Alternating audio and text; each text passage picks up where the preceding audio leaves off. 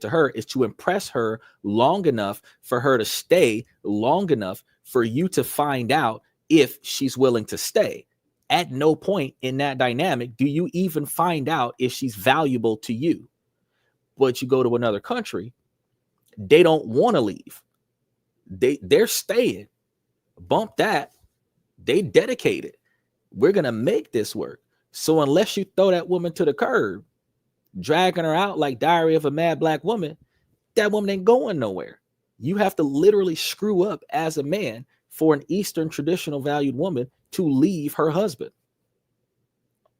So when you're flying to these other countries, passport bros, special shout out to passport bros, and you live in one of those countries and you show them, no, I'm going to start up a family with you. Even if you're going to go down there, stay there for half a year, and then passport her to America and then fly back and forward.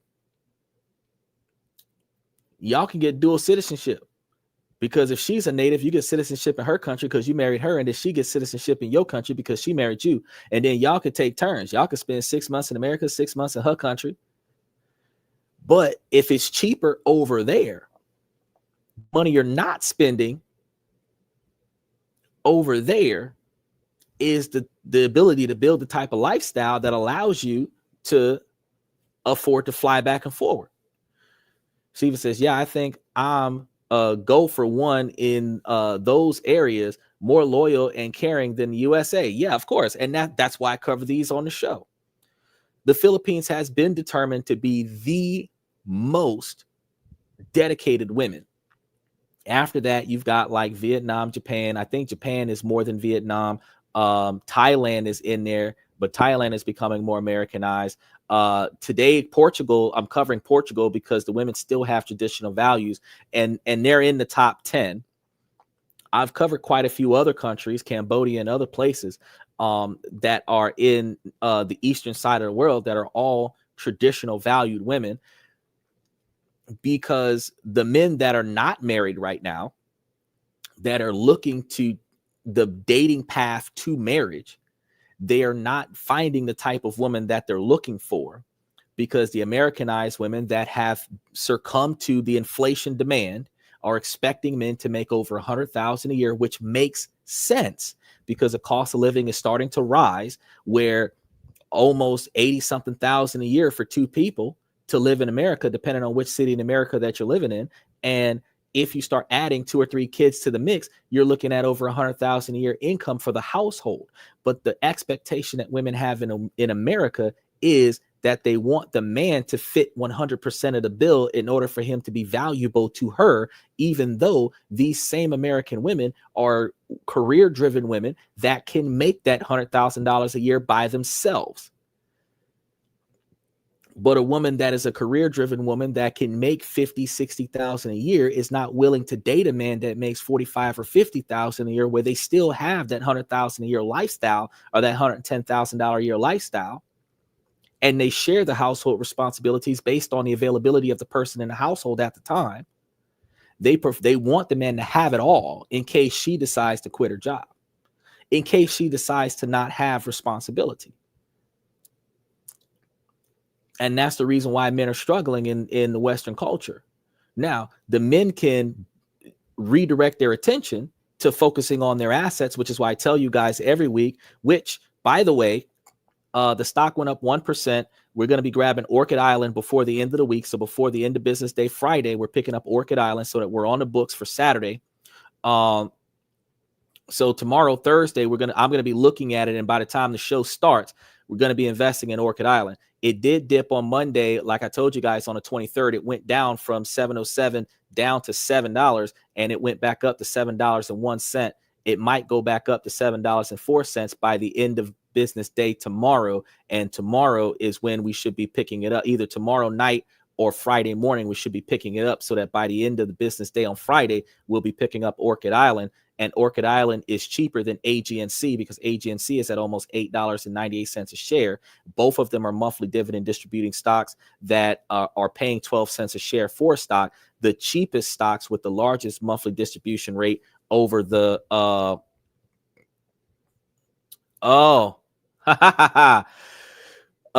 going to get to that.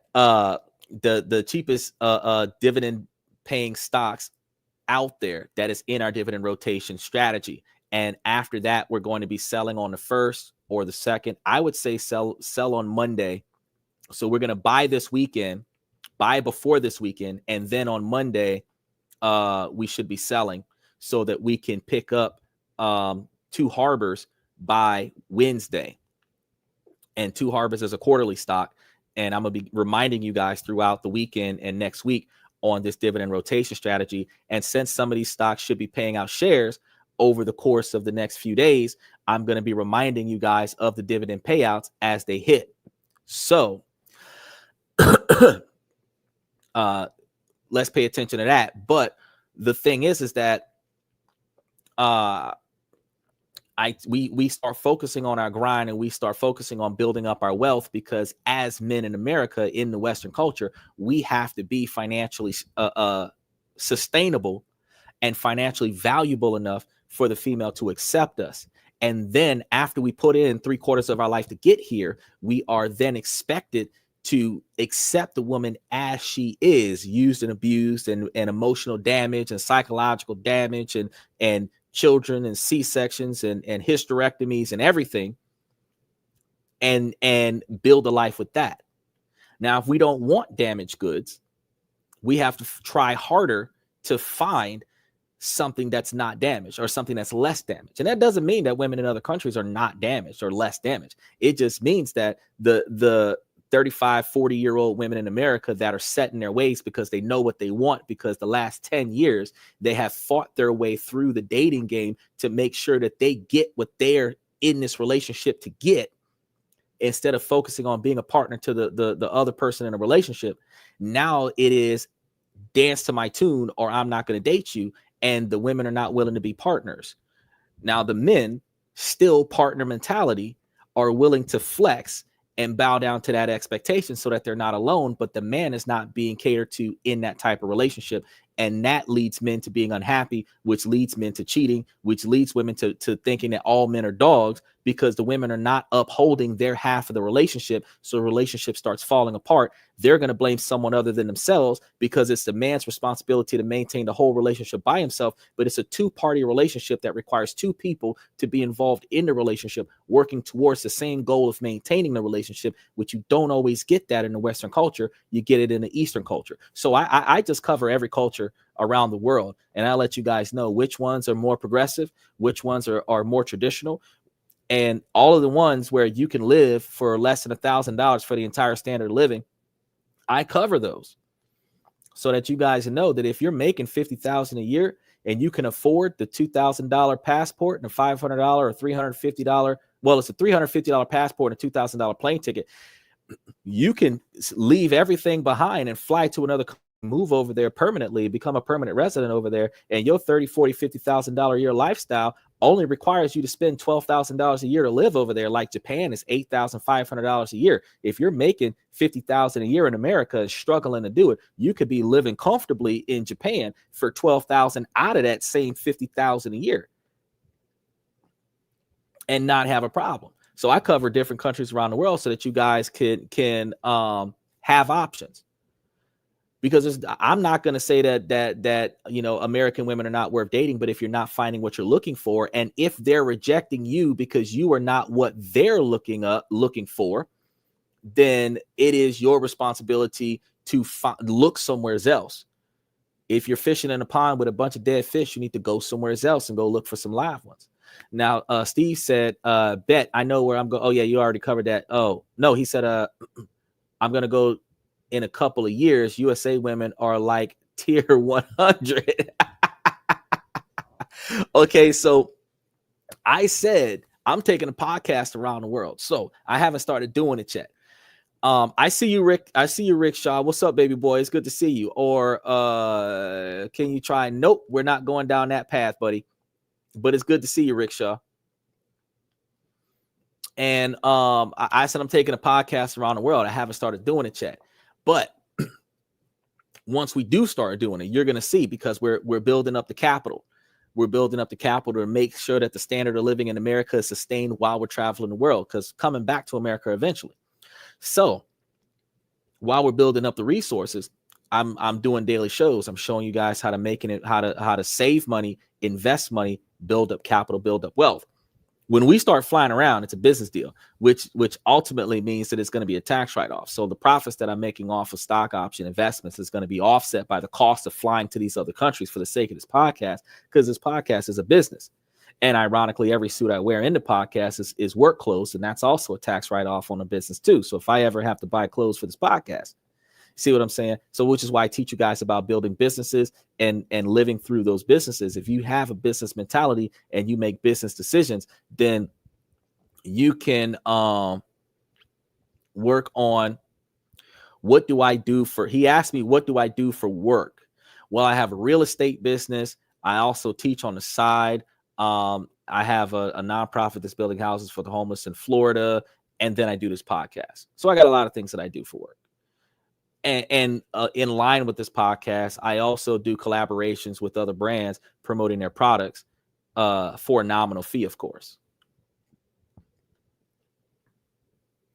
But real quick, Elsa says, successful, educated Black women don't want men anymore. Now, this is irony because this is a profile of a non-Black woman making this statement.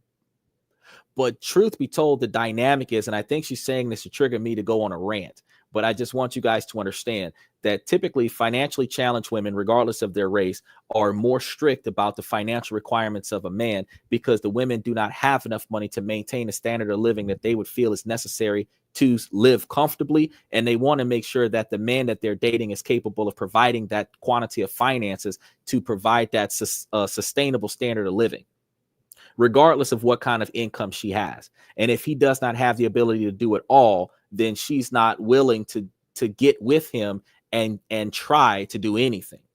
Now, women in the Philippines might, and the women in Vietnam and other places might sleep under a rock with you as long as she's got you. Because when she got you, you might have had it, and then something happened in your life and you no longer have it because things change. If you meet the man on the first date, he might be a Fortune 500 company's success story. And then some, Watergate scenario happens, some Martha Stewart trade options scenario happens, and then his business goes under, and now the man ain't got a job until he can find another job. And if he can't find the job that was the same pay rate as the job that he had when he met you, the man is making less money or no money at all. And not too many women in America, Western culture, are willing to support a man, because if they were, there would be less women that would be following the hypergamy theory, where they date up feeling like they have a man on their level because this man is financially more successful than her, smarter than her, stronger than her, taller than her, all of these other things. If he's better than you in every way, how is he on your level? That's better than you, which means he's bringing you up to his level, and you feel like his level is your status symbol. So basically, you're establishing your level of value based on the man that you're dating, not based on your own merit. And the fact is that if she's dating a lot of guys, and those guys are, oh yeah, definitely. Oh, definitely. I'm about to dig into Portugal real quick. So you get you some rest and you take a look at this as soon as you get back up, because I have not even started talking about Portugal, but I'm going to start talking about Portugal right after I finish this particular spiel right here. So I appreciate you stopping by. But the dynamic of the women that are coming in to the relationship and not willing to aid the man, you go get the women from those Eastern cultures, they'll get 2 jobs to support the man. They will be the working breadwinner, and the man can stay at home because they can't. See, I'll be in the next line for sure. Hey, look, I know you working all day, you up all night, and then you end up burnt out and you can't hang out, and I'm explaining something and I haven't gotten to the point yet, but when I get to the point, you're going to be like, damn. So, but on your way out, just note that the cost of living in the United States on average is over 36% higher than Portugal. So when you come back, you'll know that that's where I started talking about Portugal. So um if I find other investment opportunities, because Portugal is going to have investment opportunities like technology, real estate, and other ventures, green energy and stuff to that effect, renewable energy sources as ways. And then, and like other countries, they're going to have incentives like tax breaks on investments from foreign capital. And also, there are a lot of countries that are also not taxing your income if you have capital that is made outside of their country. Now, this is partnered with the fact that United States taxes all the money that you make around the world. So if you make money from another country, United States wants you to tell them about it so that they could take money out your pocket. And other countries recognizing that knows that if you're making money from somewhere else like America, they're not going to double tax you. So if you can show Portugal that your money comes from outside of Portugal, Portugal won't tax you. And most countries are doing the same thing. So just so that you know, when you come back, that's where we started talking about Portugal. So let's go ahead and dive in. So what if the life you've been grinding for, the one you were told to want, is built on a shaky foundation?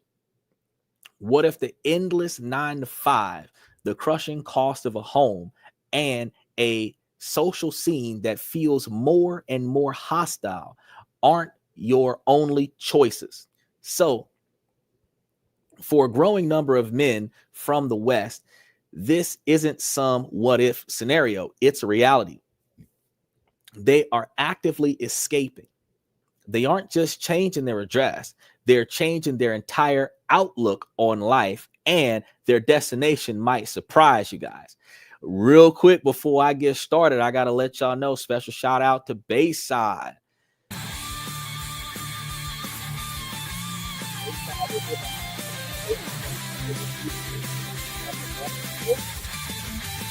He's going to help us understand the toxicities of the differences between what we're dealing with here in America and where we're about to go. But he doesn't have to deal with it anymore because Bayside's happily married. He found the right one.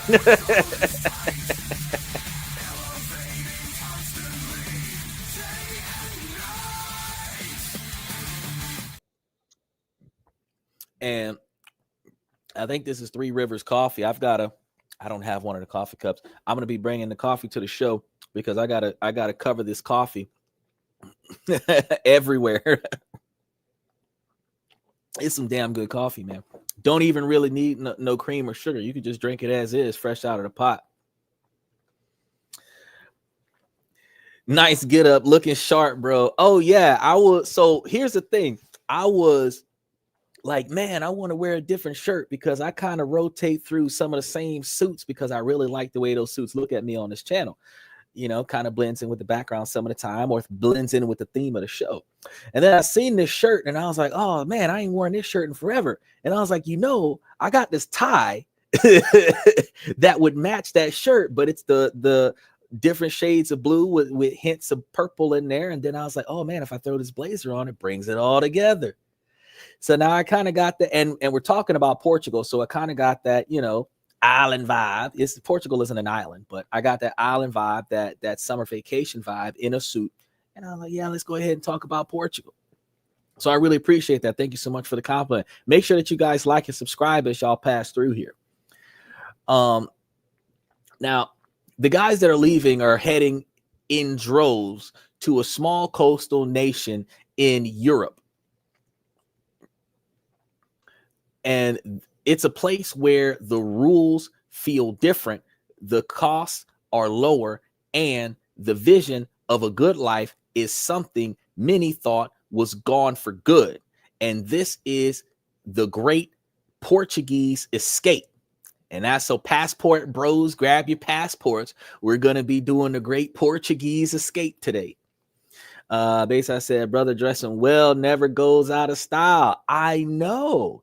And that's and I learned that I think when I was like 14, 15 years old, that it is hard to stay up with the trends. You're always trying to find the latest gear that is in the trend right now. And if you can't afford to get it right now, when you get it in a few months, it's outdated. They're trending on something else right now. And then you've got the fall clothes and the summer clothes and the winter clothes and the spring clothes and the color clashing and all of this effort that you have to do, where ironically, ladies, I'm gonna tell y'all real quick, did y'all know back in the day the finest, flashiest men were dressed by their woman?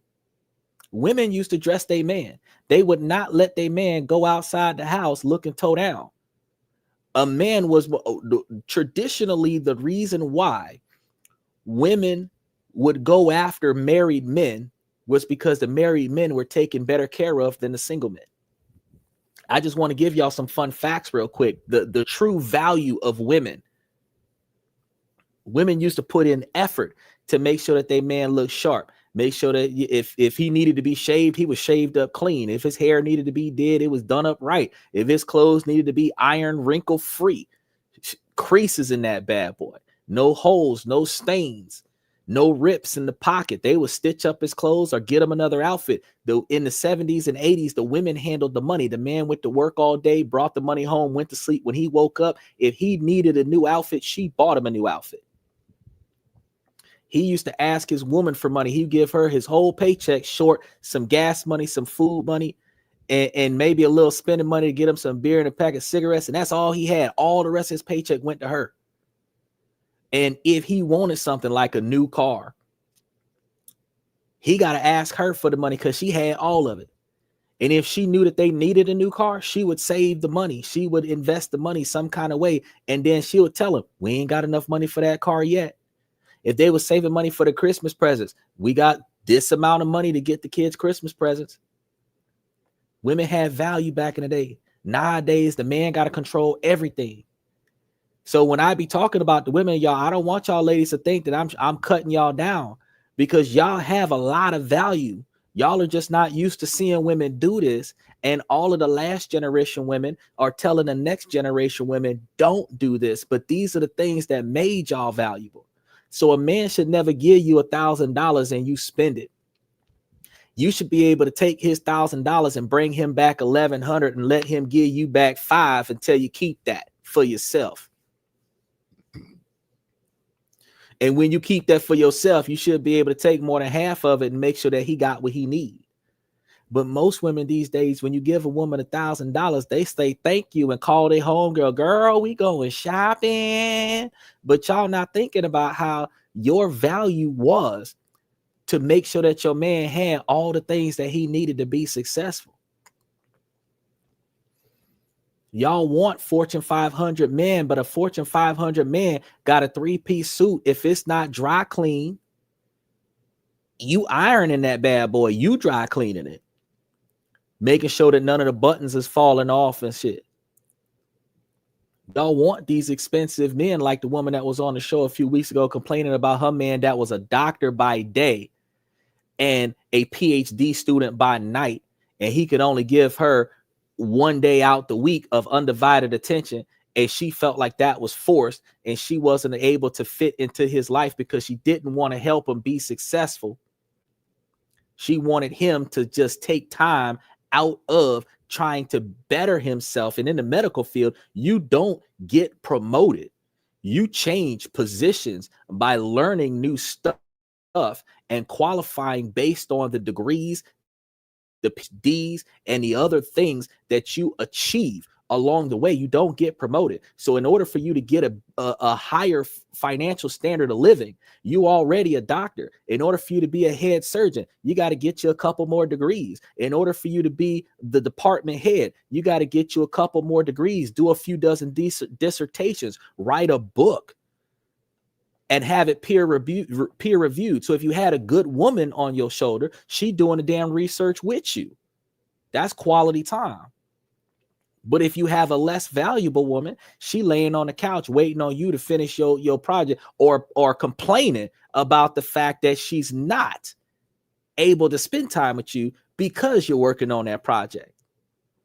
We ain't talking about the women that want your undivided attention because you spending all day playing Madden or GTA 6. We talking about the women that's complaining about you trying to better yourself and she not trying to help you get down with that. Basically, I said, absolutely. A lot of game goofy women, very self-serving. And he hit her with the, and I'm real. This is real. Now, the thing about it is that,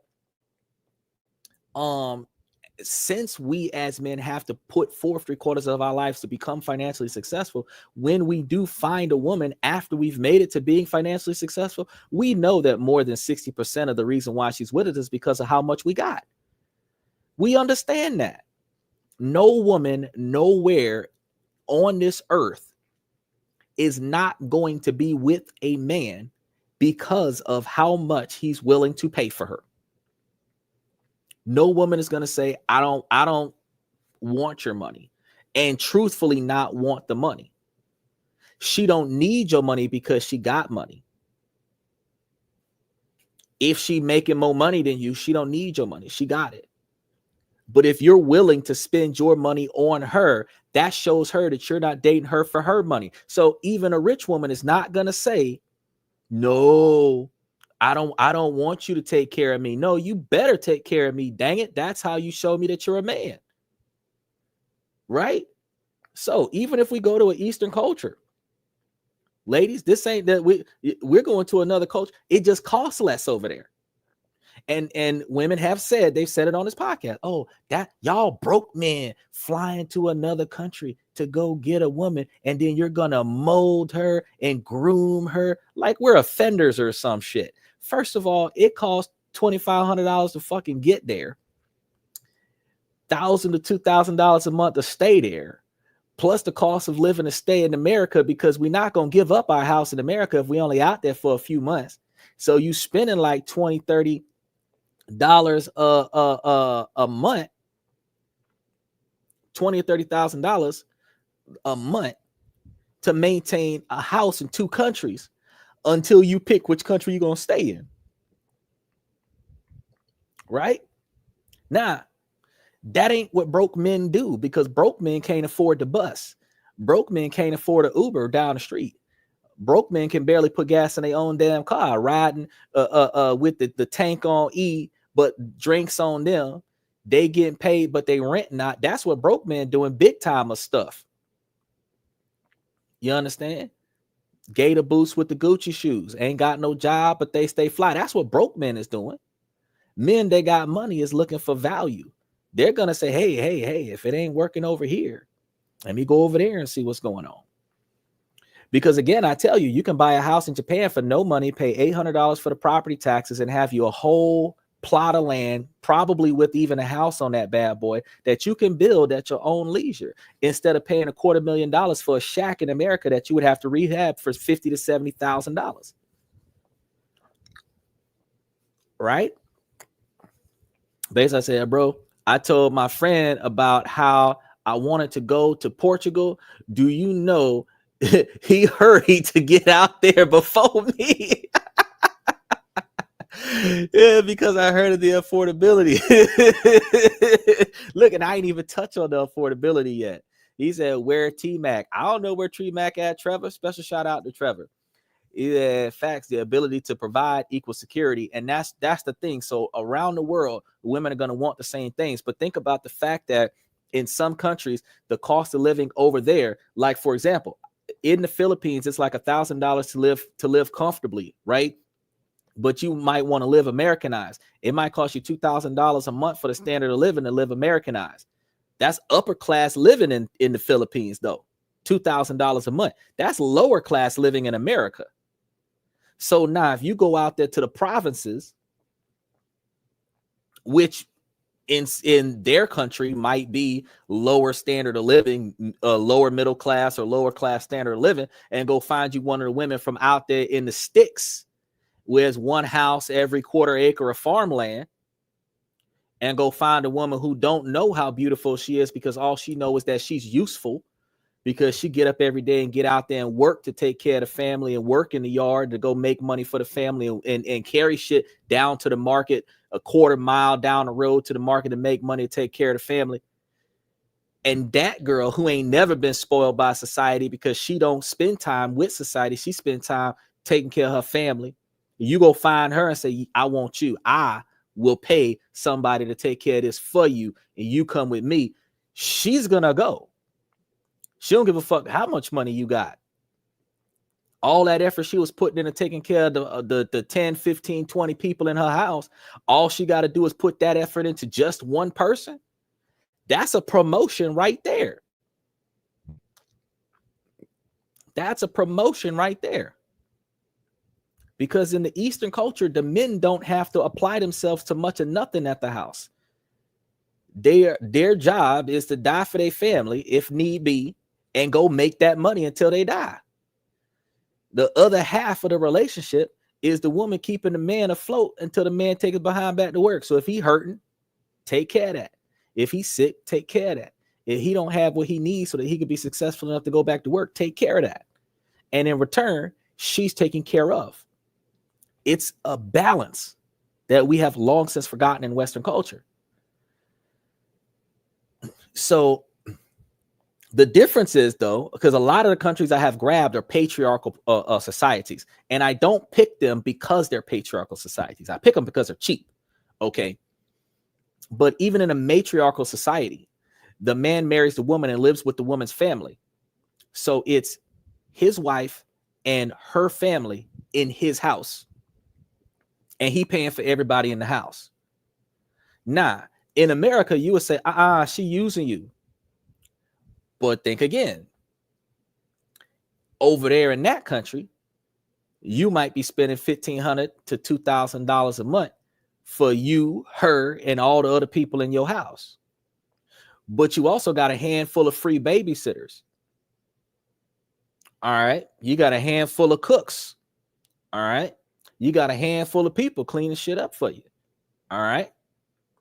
You got mechanics. You got maintenance men. You got everything you need at this house now. Because in this family, in Eastern culture, traditional family, you have two types of people in the family. You got the kind of people in the family that go out and make money and bring money back to the household. And you got the kind of people in the family who do shit around the house to keep up the house. So somebody's cooking and cleaning. Doesn't have to be the woman, but somebody's cooking and cleaning. Somebody's doing a yard. Somebody's rebuilding the house. Somebody's maintenance in the cars and the motorcycles and scooters and shit. Somebody's taking care of the kids.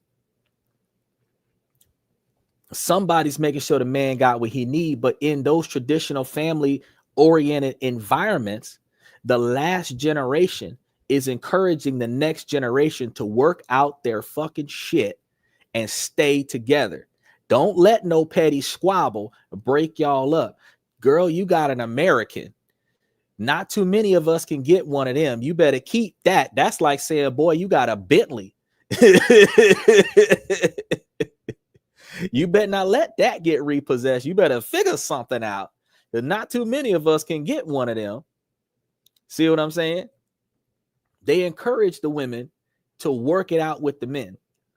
Now, long as she ain't got no abusive man or a man that's out there cheating on her unnecessarily, she got her a 15, 20 year relationship to figure it out with a support group that is encouraging her to stay with her man. Western culture, the women are encouraged to leave her man if he does not allow her to chase her agenda wherever her agenda may be, no matter how toxic that agenda may be. The women's movement is all about you go girl when it's about mistreating a man, even if that man don't deserve it. I'm not saying there's some men that aren't scumbags that don't deserve to be treated like shit, because they got a lot of scumbag guys out there that need to be kicked in the dick. I'm not going to say that they don't deserve that, but I'm going to say that you're not supposed to treat every single man like that. You are supposed to give men the benefit of the doubt so that you can find the man that is the right man for you. You're supposed to observe and monitor his character and his personality in order for you to throw down on this is the one I want to spend the rest of my life with. Now, if you find the right one, you're supposed to put the effort into him the way he's going to put the effort into you. But as long as the women are saying, girl, nah, you don't need him, stay single. Oh, you don't like the way he did that, get rid of him. But she's single. She's been single her whole life, bouncing around from man to man and never happy. She cry on your shoulder why she can't never find a good man. You got a good man and she telling you to leave him because her trauma bonds is got her kicking in and she's sitting over here giving you bad advice, messing up your good relationship. That's what we got in the Western culture, is that the last generation, the 40, 50, 60-year-old single women that are telling the 20, 30, 40-year-old single women to drop the men that they got so that they all end up fucking single. Then I'm gonna die alone with 34 cats. If y'all start telling each other the same thing that the men are telling other men, fix that fucking relationship. Communicate, negotiate, compromise, make it work. Don't leave your partner for somebody else. Don't cheat on your partner with somebody else. Bring your ass home and work out your family problems. That's what the men are telling other men. And if y'all did that, ladies, y'all would have most successful relationships. But until the Western women are willing to do that, the men are tired of the bullshit. The men are jumping on planes and going somewhere else. Now, Bayside said, real quick, Xander, regarding the black men, don't want black women comment. He said black women don't want black men. So let's flip that around real quick. But let's go and see what you have to say. We just don't want women with the baddie mentality talking. If I could high five you in person, bro. If I could high five you in person, I'm just like, yes, Lord. The situation okay, so I'm gonna get to this one. I'm gonna go back to the other one that you just put up there. He said that black men do not want women. It don't matter what race she is. He don't want women with that baddie mentality talking. And I'm going to explain that real quick because I agree with that 100%. If you identify yourself as a bad bitch, you're not girlfriend material. Okay. If your flex is that your milkshake brings all the boys to the yard, you're not girlfriend material. And if you're not wife material, you're not girlfriend material. Because a girlfriend is the training phase to becoming a wife. I've said that before, because you learn the things that your future husband needs and wants so that you can start giving him the things that he needs and wants before he marries you. And he marries you because you are worthy of him. He's not supposed to marry you because you live in his house. He's not supposed to marry you because you're a consistent sex partner. He's not supposed to marry you just because you accidentally got pregnant one night. He's not supposed to marry you because you won't leave. He's supposed to marry you only if you're worth it. So if right now, June 25th, 2025, you're over the age of 25 and your ass is still single, that's because you've been fucking up since you were 18. Since probably before you was 18. If y'all remember that 15-year-old girl that ran a train in the bathroom of a high school with 25 different boys in her school, ruined her reputation before she was legally old enough to do what she was doing. She got a body count larger than her age group. Because y'all don't make good decisions. And it's not all women, but the ones that I'm talking about, that you're not divorced from domestic violence, you're not a widow, you're divorced because you just did not get what you want out of your marriage, you're single because you broke up with the man because you wasn't satisfied with your relationship, the closest you got to marriage was an engagement ring and you left. He ain't did you nothing, you left. If you think you sassy, you're not girlfriend material. A woman that claims that you can't handle all of this, you can't control this, sweetheart, if a man got to dominate you, you're not girlfriend material. Because at the end of the day, no woman wants to be controlled. So why are you challenging a man to control you if you don't want to be controlled? If you're fucking cooperating, I ain't got to control you. All I should be able to do is pass by you and tell you what I need, the same way my personal assistant would do. If I walk by my personal assistant that I'm paying to do the shit that I need done, and I hand her a list of things that needs to be done, yes, sir, right away, sir, and get it done. Now, as my girlfriend or my wife, I pass by you and tell you the shit that need to be done that I don't got time to do. Yes, love, right away, get it done. Cooperation. Now, Now, let's talk about, ladies, on the flip side. Y'all know every time a man get comfortable, a woman come over there asking the man to do some shit, and they expect the man to jump up and yes, love right away and get to it. That's the exact same fucking mentality that we're asking from you. That's all we're looking for. The way you want a man to stop what he's doing, get off the game, turn off the football game, stop spending time with his friends, stop resting, stop relaxing, stop getting comfortable in life, and immediately drop his whole existence to run over there and cater to your very existence. The way that women want that, the men only ask for y'all to reciprocate in the same fashion. And if a man don't drop what he's doing at the drop of a dime and rush over there to go and get you whatever it is that you need, you start fussing and cussing and yelling and making it seem like he don't love you. Now, that mentality, ladies, is exactly how men feel because y'all refuse to do anything, but you demand everything. It is not uniform. So Bayside is right. Men do not want the kind of woman that is conflictual. Sassy women, bad bitches, bad girls club kind of women, bar fight kind of women, fighting with their man kind of women, knocking out, poke you all in the back of the head, calling their cousin to come jump you and shit because they not happy with the bullshit, breaking up all. Men don't want that. Men don't want chaotic women. We don't expect a woman to be his servant because men instinctively, good men instinctively, are going to worship the ground that a woman walks on anyway. So he's going to be trying to carry her around the house and not let her feet touch the floor while cooking for her and running her bath water and rubbing her back and giving her body massages before he dick her down and all this other stuff. Buying her expensive gifts and everything like that just because she's here. Men are going to do that instinctively. So we ain't looking for a servant. We're looking for a helper. It's just women don't want to help. They expect everything to be done for them because they're cute. So with that mentality, we ask, well, what did you do to deserve that? Since all you've brought to the table is you're cute. Because I paid my way to be here. Okay. A Bayside said, away from the good, solid marriage, marital women, YouTube is meaningless. I'm gonna tell you. Bayside said, this why I respect, Xander. You damn right. This podcast is one of very few podcasts. Make sure that y'all like and subscribe as y'all come through here. Make sure that y'all hit that follow button if y'all watching me from Twitch and Twitter. Y'all can comment as y'all seen Stephen do earlier. Y'all can comment on the show if y'all are here from Twitch or Twitter, and I do respond to y'all.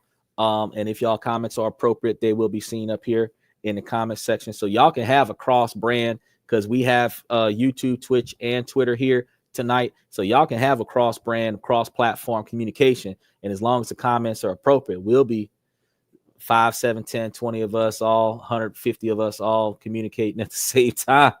I just try to keep up with the comments. But yeah, that is the issue that we have. That's the conflict of interest that we have. And it is a tough nut to crack because when one party is willing to be flexible and the other party is refusing to change, the flexible party is going to be the unhappy party. And the non-flexible party is going to be the happy party. So as a man, I tell you guys, first person accountability, you are responsible for yourself and you're responsible for what you allow people to do around you. If you're going to be the only person not happy in this relationship and you're the one that's being sacrificed in this relationship, you need to find yourself a better relationship. And that's why we're talking about going to other countries and finding better places to be, like Portugal. Bayside said, we don't want to be like Blueface and Serene. Too wild. We ain't trying to be like Britney Spears and Kevin Federline, huh?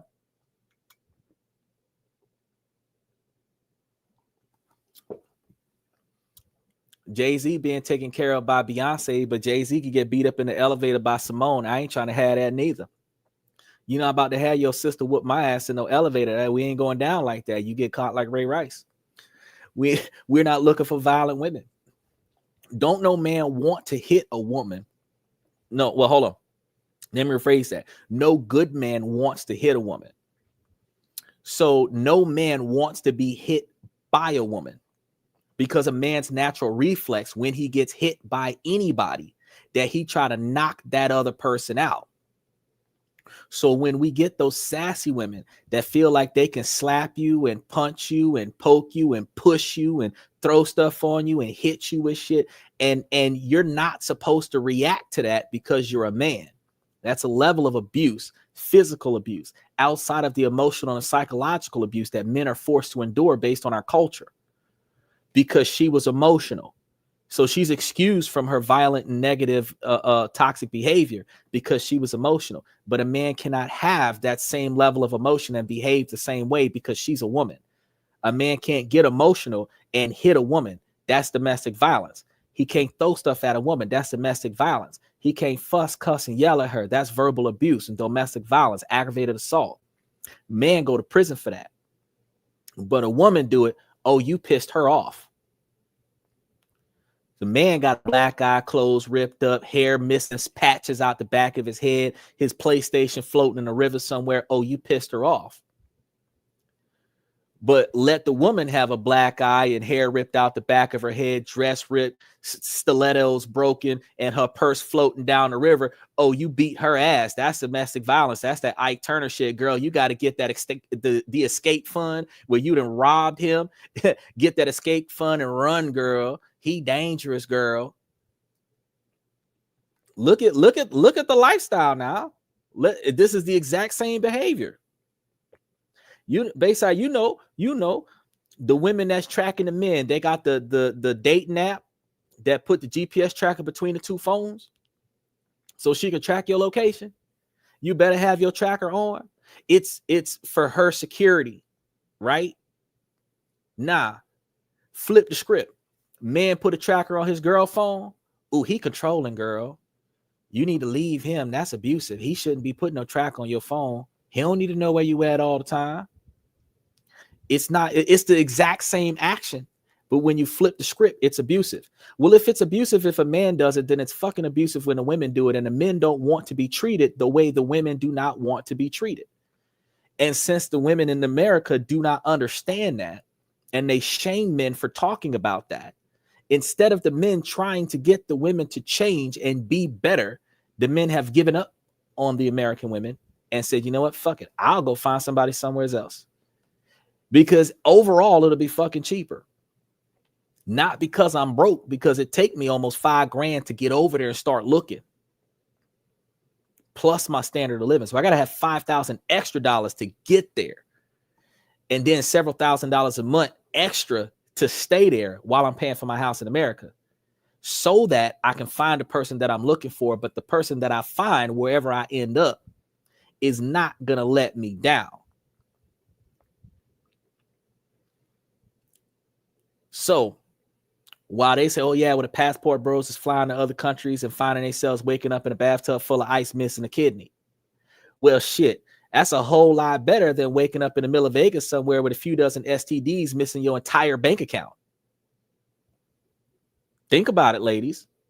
I mean, it's a risk for a man no matter where the fuck he goes. The difference is that he's more likely to succeed if the mentality of the culture is family oriented, where they're getting with the men with the intention of staying with the man instead of getting with the man with the intention of getting as much out of the man that they can get. It's a culture thing, not because it's women. It's a culture thing. Western culture has capitalism. Women are capitalizing on the thirsty men and sexualizing social interaction and then monetizing the sexualization. So now a man has to give a girl money at a gas pump to get her phone number. A man's got to give a girl money or bribe her with a date. So I got to feed your hungry ass so that I can figure out what your real name is. I got to buy you an expensive outfit and take you to an expensive restaurant so I can find out what your last name is. I got to buy you jewelry. I got to buy you flowers and chocolates and all this other stuff so that I can convince you to hang around me long enough for me to determine if I want to stay with you. And then if the sex is good, I'm only staying with you because the sex is good and the sex is consistent. But I'm staying because the sex is consistent. I'm staying because the sex is consistent, and you're staying because the money is consistent. Then if you start talking about I got headaches, my back hurt, I'm tired, I'm cramping, and 3 weeks out the month, you're not putting out, I start looking for another woman. And if I start saying I can't afford to buy you the shit that you want, no, I'm not paying for that, you're going to start looking for another man with money. The relationship is only going to last 1 year, 5 months, 6 days, because y'all not in it for the right shit. This is the culture. So the half of the culture where the women are looking for a man with enough money to pay for her entertainment or subsidize her standard of living, that's just the Western culture. And we can't change the entire culture by walking up to one woman and saying, hey, you know, if you think about it like this and you behave a little bit differently, me and you can work this shit out. Because culturally, they've already been conditioned. So when you go to these other countries like Portugal and you go find a woman in the sticks, 100 miles of tall grass that turn out to be wheat, and you find a house in the middle of nowhere, and 3 girls walk out of there, all 3 of them fucking girls are single with no children. Pick one. Feel me? You can dress her how you want to dress her. She'll wear whatever you tell her to wear because she know that she alive. But the Western women, where basketball players and football players is giving these girls 5 and 10 grand in cash to fly them to another state so that they can smash, and flying them to Peru and flying them to France and all this. And this is the lifestyle that the women have until the women stop being attractive. The women are going to value themselves based on the status of the men that they were interacting with, and then claim that she is X, Y, and Z value, which means that the average man now has to compete with the rich man and spoil the woman unnecessarily. But that is not her value. He was playing her, and he was rich enough to throw enough money at her to corrupt her values so that he could get what he wanted out of her. But he's not going to marry her. He probably got a wife and kids, but he hooking up with her because he out of town. And he could pay the cost to smash the girl. But that's not a relationship. Now, if she's doing this on a regular basis, like that's the only reason why I play websites like OnlyFans and Backpage are so successful, because women are willing to get paid for their body, not for their mind, not for their skill set. And men are willing to pay for that. But as soon as a woman closes her legs and say, nope, that's okay, I'm looking for character and personality, all of the dirtbag guys disappear. Only guys that are still standing there talking to your ass are the ones that would spend the rest of their life with you. The same way, as soon as a man closes his wallet and say, nope, I ain't paying for shit, all of the gold diggers disappearing. The only female still standing there talking to your ass is the one that would dedicate her life to your happiness. So I tell women all the time, ladies, before we get back into talking about this Portugal, if you close your legs and open your eyes and start paying attention to the man's character and personality, you'll find the right man for you.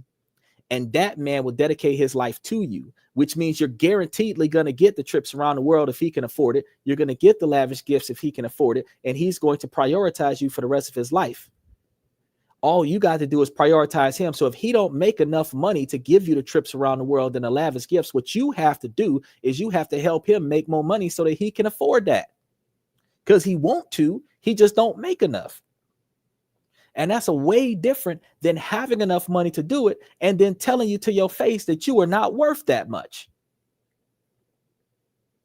Think about it. Now, let's be real. For many men in the United States, Canada, the United Kingdom, and across Western Europe, the social contract feels like it's been torn up. You were told, work hard, get a good job, and you will build a stable life. But that math just doesn't add up anymore. The cost of living has shot through the roof, A reasonable lifestyle for a single person in the US can demand over $4,000 a month in the cheaper areas, while for a family of 3 to 4 is over 5,400 a month in the cheaper areas. Because you also have to understand places like New York and California, and sometimes some areas in Florida, the rent alone is $3,000 to $5,000 a month, and then the standard of living on top of that is another $2,500 with transportation, lights, water, gas, cell phone bills, groceries. Groceries in America sometimes can be as much as $1,500 a month just for the groceries, right? Meanwhile, because again, you got to remember, the rent in America is 60 to 64% of an American income. So the standard of living is about 36% higher than the rent. So the rent is $5,400. The standard of living is about $8,000 in the United States. That's California. Meanwhile, rent in major American cities like San Francisco or Washington, D.C. can be over 100% higher than in Portugal capitals like Lisbon. So you're running faster and faster just to stay in the same place. But it's about more than just money. It's a cultural shift. A lot of men feel like they're walking through a minefield of political correctness, constantly being told the man is the problem. The dating world has become a source of frustration, dominated by apps and short-lived connections that leave many looking for something real and stable. So there's a real sense of being undervalued, of trying to succeed in a system that seems stacked against traditional masculinity and the family unit. This isn't just a complaint. It's an observation of a mass movement. Now, men are voting with their feet. They're leaving behind the high stress and radical individualism and the feeling of being outsider in their own country. They're looking for a place where their hard work pays off, their values are respected, and a different kind of life isn't just possible, it's encouraged. That's why they're looking for Portugal. So why Portugal? What is it about this sun-drenched corner of Europe that's convincing thousands of Western men to pack up and start over? It's not just one single thing. It's a powerful mix of three key pillars: economic freedom, an incredible quality of life, and a return to more traditional culture. The entire culture, not just the women. This isn't just about thinking of taking a long-term vacation. It's a complete life reset. It's the chance to get out from under the financial weight that defines so much of Western life and actually build some real wealth. It's an opportunity to live in a country that is consistently ranked as one of the safest and most peaceful places on the planet. And for many, it's about finding a culture that still puts family, community, and partnership at the center of life. And the stats back this up in a big way. The American expat community in Portugal is booming, with some reporting showing a 239% increase between 2017 and 2022. As of early 2025, there are around 14,000 to 17,000 Americans officially registered as residents, a massive jump from just a few years ago. And that's not even counting the thousands who are living there unofficially. They are the fastest growing group of expats for a reason. They see Portugal not as a step back, but as a life hack, a way to get the freedom and stability the West once promised, but doesn't seem to deliver anymore. So let's get into the most practical, life-changing part, the money. The cost of living in Portugal is on average about 36.6% lower than in the United States. So let that sink in for just a minute, right?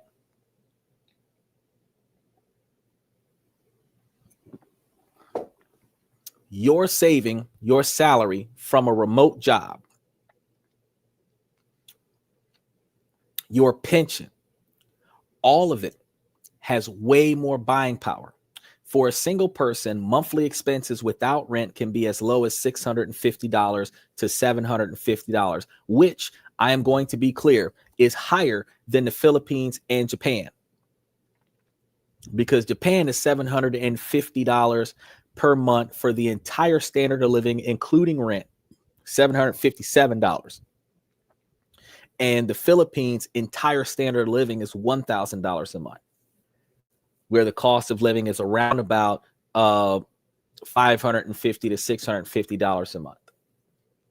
For a couple, it's possible to live a very comfortable life,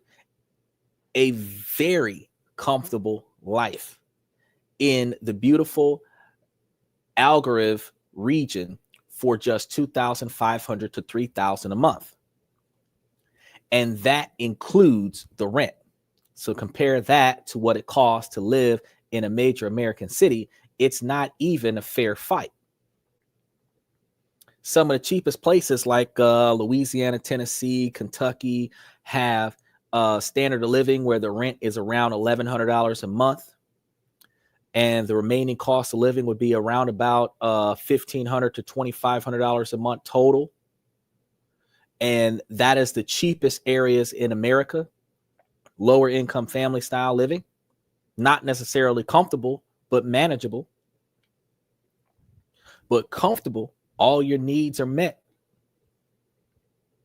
Groceries are about 38% cheaper, and a nice 3-course meal for two at a mid-range restaurant, like a 3 to 5 star restaurant.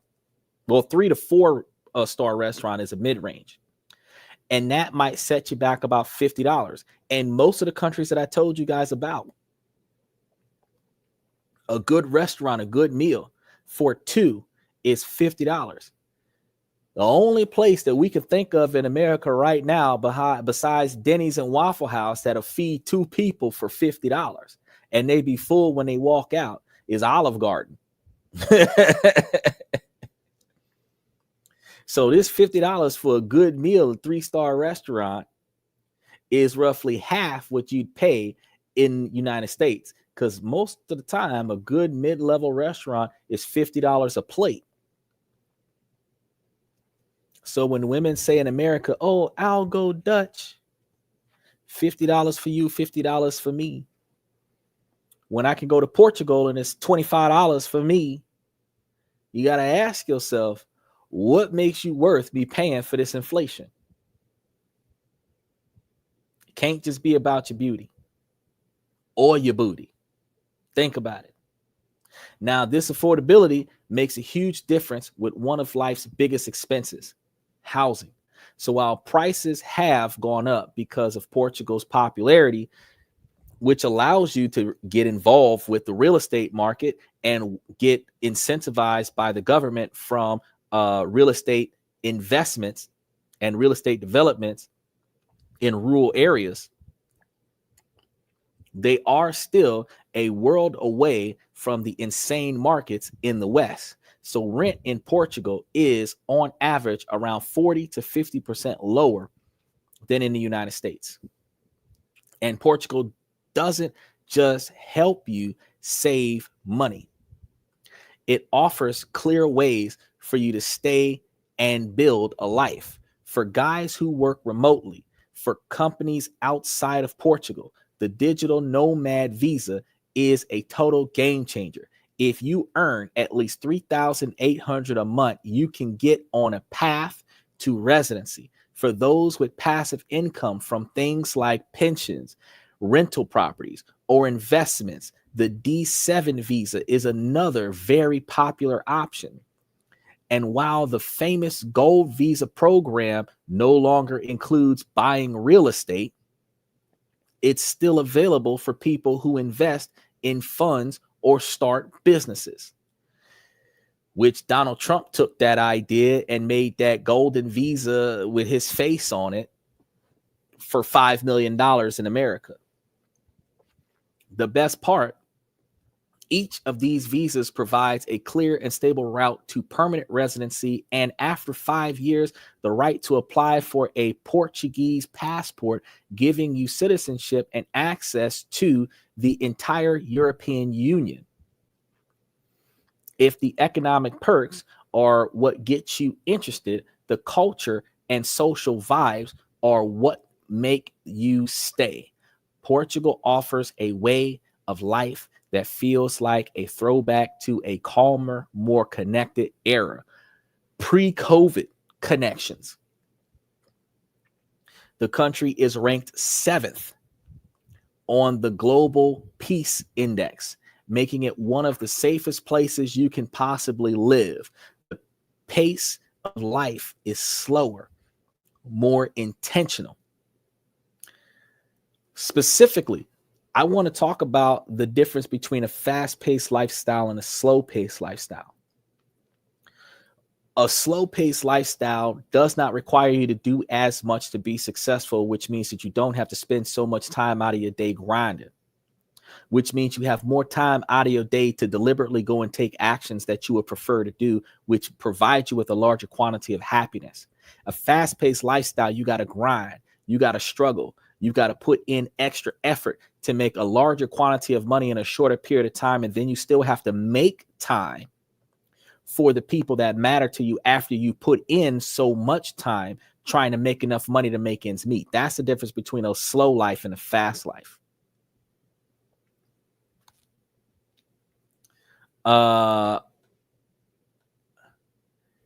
Special shout out to Factual Thoughts. I belong to Hindu religion. What should I do? In regards to what? Your religion has nothing to do with you moving to another country and finding a better way to go. Some religions allow you to marry more than one wife as a man. And that only works in Eastern cultures, specifically because the women in Eastern cultures are more willing to share that one man with the other women that are responsible for taking care of the man. Because if you have 3 or 4 wives, you're only going to be able to spend so much of your free time with each one of your wives, but you're going to be taking care of all of these women. I tell women about this in America on a regular basis. I don't understand why y'all are not willing to partner up and 2-3 women make it a point to satisfy one man's needs, where y'all could take turns. When y'all not feeling good, y'all can tag somebody else in. When your back hurt and your neck hurt, you can tag in Tuesday. You can high five Thursday. It's Saturday. You need to go talk to Saturday. I ain't got time. Today Wednesday. I ain't got time for that. Right? The things you won't do, the other one will, but you know who all is there because everybody is in the house. And y'all all still getting a salary. That's what the men are doing with the women in Dubai. All of his 10, 15, 20 wives gets an allowance. Whatever that man want, he get out of all 10 of them wives. That don't mean that those women aren't progressively working. It just means that out of that man's success, that man shares his success with the woman that he's got.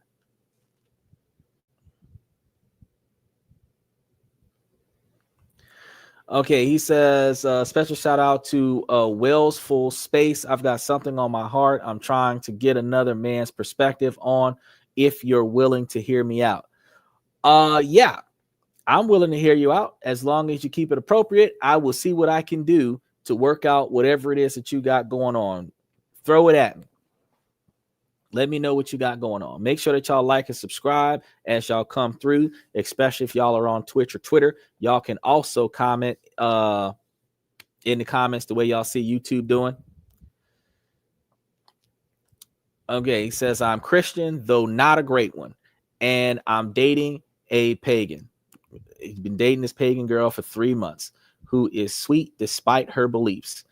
I'm okay with it, but I know my family won't be, and things are getting serious between us.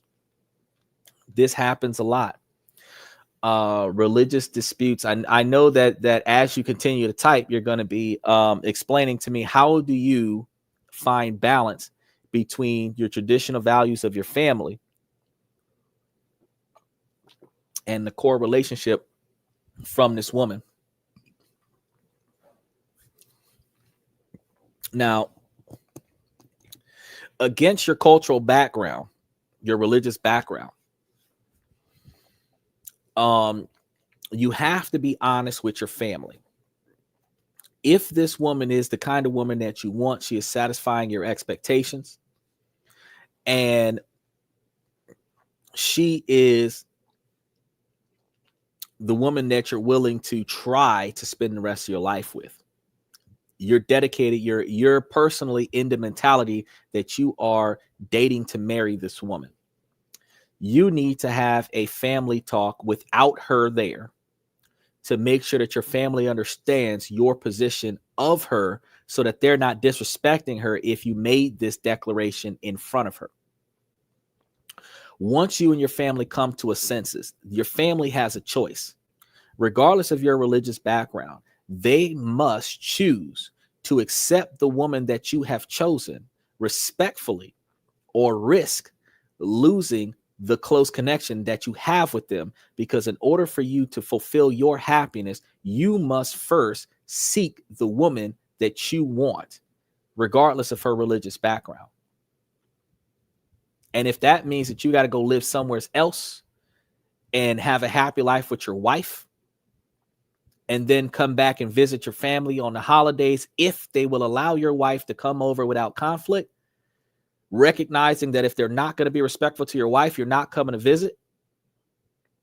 Because as a man, you have to stand on your non-negotiable expectations for behavior, right? With your family and your wife and your friends and your kids. If this is the woman that you really want, you have to make it clear to them that this is the woman that you really want. 3 months is not a long time, though. Your family might tell you she's not going to stay around long enough. So what I would recommend is that you tell your family this has been happening for 3 months. This is important, that you want to explore this venture and see if this is going to lead to something permanent. You don't have to introduce her to your family right now. It's just 3 months. But if 3 months turn into 9 months, you're going to keep letting them know what's going on. If 9 months turn into 18 months, you just beat the national average.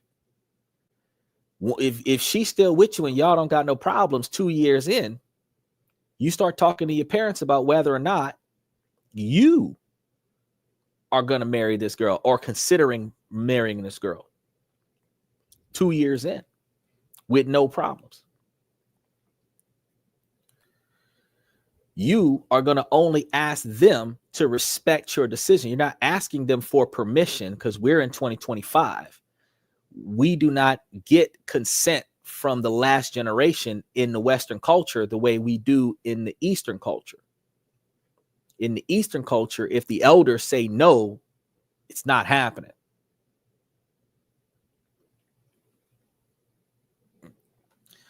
He said, I am dating to marry. When I first met her, she was quite upfront about her beliefs, and I want to give her a chance as I gave with any partner I'm with. Everyone deserves a chance in my belief. Well, that's true. And the funny thing about the Christian belief is that even those who are not devout Christians are entitled to the chance to accept it without it being forced on them. And for whatever reason that she either strayed away from it or wasn't exposed to it, the life that she lived led to her religious beliefs or religious disbeliefs, and you have to respect that. Now, understandably, since she's coming from a pagan background, she might only go with you to church on the holidays. You might go to church by yourself every other Sunday. But if she's got the partnership mentality, she's prioritizing your needs, she's trying to cater to your wants, and you're satisfied with what you have, you've got to defend that. That is your role as a husband. Men are required in Western culture to be husband material before the first date. Men do not hold women to the requirement of being wife material before the marriage. Lack of accountability, lack of responsibility. It's not the women's fault that the men don't hold the women responsible for their behavior. But culturally, women are not required to be wife material until after the marriage. But what you married is what she was before you married her. So like I always tell y'all, when you put that ring on her finger, it's not like hitting a Pikachu with a moonstone and she evolve into a wife. It don't work out like that. If she was not wife material before you married her, she not wife material after you married her. Okay? So whatever she's not willing to do for you as your girlfriend, she's not going to be willing to do for you as your wife.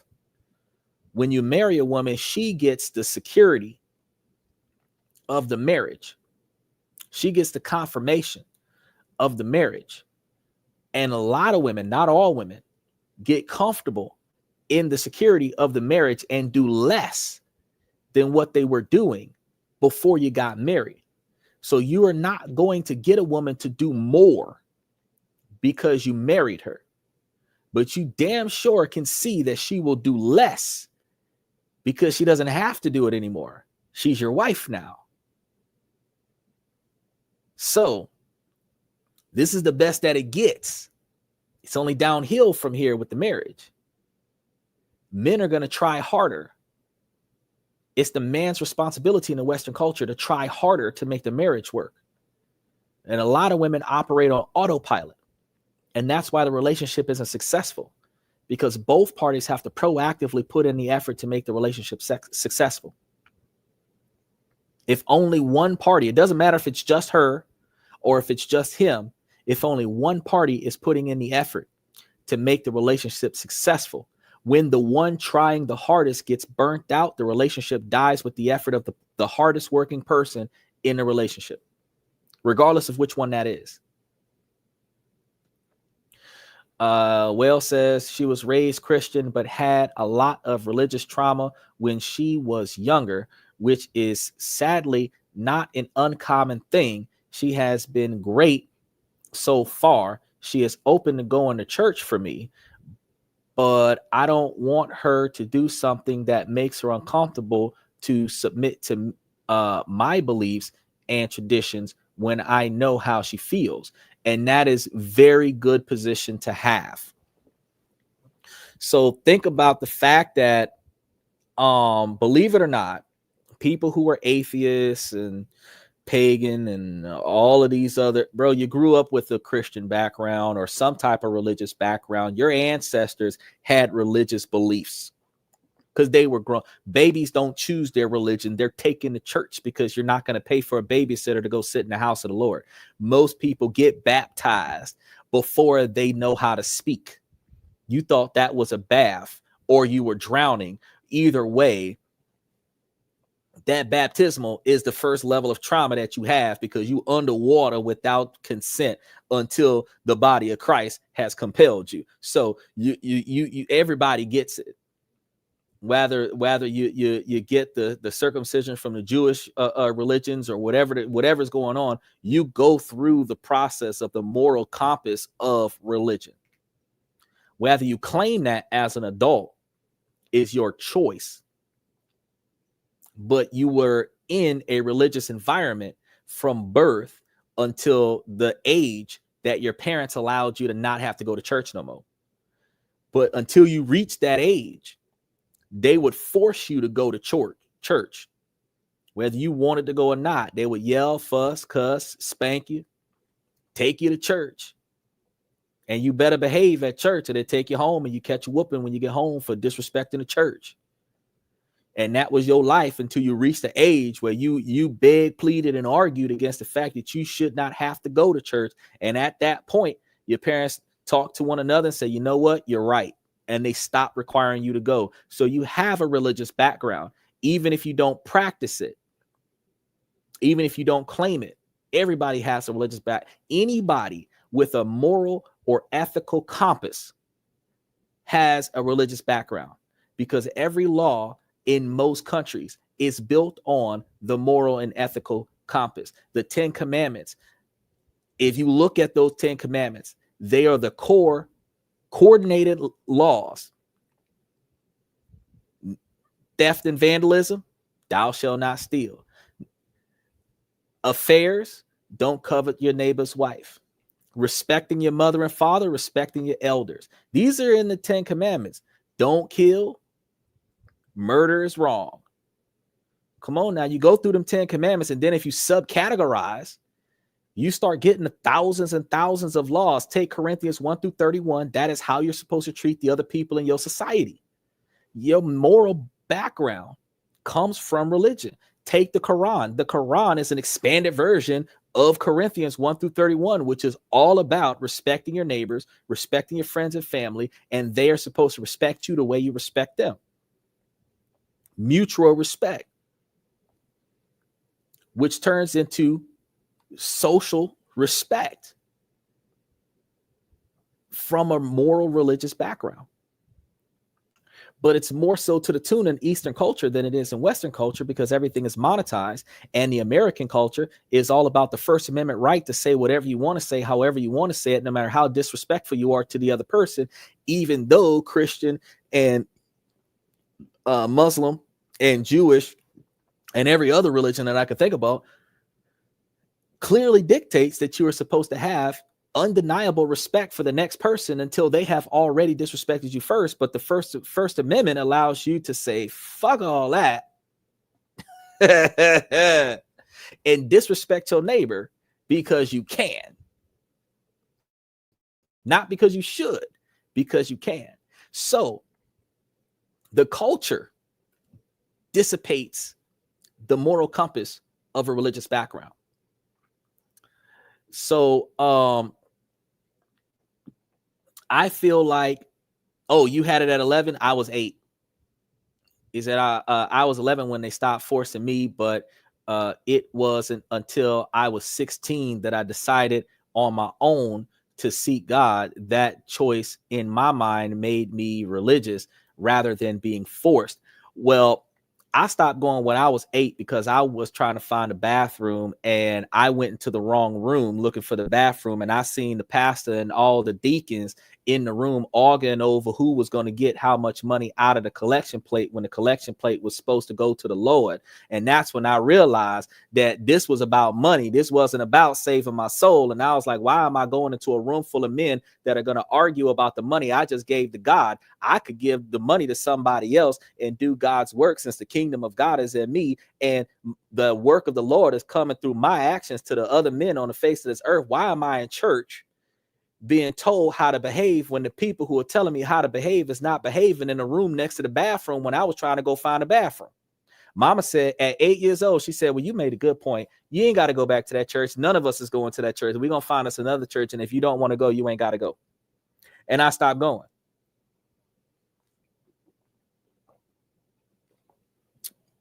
People have bad experiences at church. It don't always have to be that the pastor touched the naughty bits. It don't always got to be that.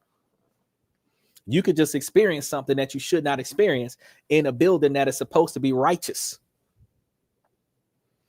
But we put a false sense of observation on the behavior of man based on the faith that we have developed. And that blind faith can be corruptive. So don't let your religion hold you back. if you're going to get married, you're going to get married more so under the eyes of the Lord than it is over a financial contract. But just remember, Western culture, marriage is all about the financial unity of two businesses. The husband and the wife is a merger. So you're going to go to the church, you're going to do your practice, get your marriage on, but then you're going to go down to the courthouse and fill out some paperwork and turn it into the judge so that the IRS recognizes that you're married. It's a financial contract. It's not a religious bond. Western culture is not about staying together because you are married. Your souls are bonded for life. That's not the Western culture. That's the Eastern culture. The Western culture is your finances are bonded until one of you breaches the contract. Transactional, which is why we have such a high divorce rate in the Western culture, which is also why we're not encouraging each other to stick together in the Western culture. Women marry men that have money and status because if the marriage doesn't work out, she can divorce him and take half of his stuff. But if the woman was rich and the man married her, she would not be so quick to divorce him because he would get half of her stuff, because the laws have not changed. And the law dictates that the person with less, when the marriage dissolves, gets more out of the marriage. But most women only date men that have more than what she has. Now, a lot of women have come to this channel and a lot of them have stated that they make their man better. And I ask women how, because when you find a man, he is on a certain level. And when you leave that man, he's either on the same level or he done fell off. And that's why you left. He didn't fall off because you left. He fell off, and because he's not as successful as he was when he met you, you left, but you never built him up. But every woman that gets with a man leaves that relationship with more than what she comes in with. And ladies, y'all got to understand, a man spends statistically, and I've gone over this a few times on my show, a man spends 41% of his income on his woman. So when the woman leaves, the man gains 41% of his income. When a woman leaves, a woman spends 23% more of her income. Isn't that strange? Isn't that strange? Think about the numbers now. Her standard of living cost her 23% more money. And his income increases 41%. Isn't that like 17% difference? What is the 23% that she got to pay? That was her base standard of living. The other 17% that he was paying on top of that, that was entertaining her.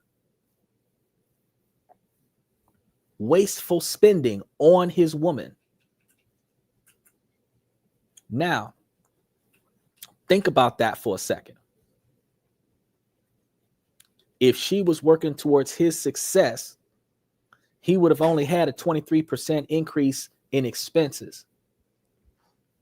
And if she was working towards his success, the 23% of expenses that she saved on, she would put it with that 17% of income that he would not be wasting on her entertainment.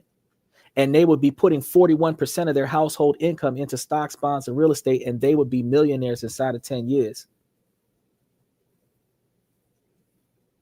Two $55,000 a year people, man and a woman, equal, egalitarian lifestyle, living on a $60,000 a year lifestyle, would be a millionaire in 10 years or less, depending on how much you invest and reinvest the interest. Think about that. Now, Will said, a part of me makes me wish she would choose to go towards Christianity, but I know that's selfish and shitty, and I should just let her be her. If I really want that, I should be led by example like a man. I should lead by example like a man. Well, here's the thing, Will, and this is one of those things that you have to understand. And I had this discussion with a deacon once before. You cannot force people to get closer to God. And I know that I had a pastor of a church that was telling me that he would not help a homeless person until they proved that they were loyal to God. And I said, well, hold on, you're not supposed to be judging. You're supposed to be God's helper. So you're supposed to help these people because they need help, not because they're saved. Anybody who is lost, you who are found, is supposed to go into the den of sin and go and get the lost and educate them and take them out of sin, right? Then the other thing is, we're gonna do this real quick, y'all. But the other thing is that he told his disciples who were educated with Christianity, with the ways of the Lord, to go out to the public and teach them out there the word of the Lord, not to go get them and bring them here and only teach them here. Go out there to those who are willing to listen and teach those who don't know what they need to know if they want to know. So we're not supposed to go to church. Church is supposed to come to us. And church is when two or more people is talking about Lord in a positive fashion. And when that happens in the name of Jesus, Jesus is there with us. So the confusion that people have with Christianity is that you're traditionalized into going to this building, which is supposed to be a storehouse for all the resources for the congregation, not for the deacons and the pastor and the building fund. And the church is supposed to be where people can go to rest. So church ain't never supposed to be locked. So homeless people are supposed to be in there sleeping if they need a place to sleep. Hungry people are supposed to be fed there if they need something to eat. Dirty people are supposed to be bathed there if they need a place to shower.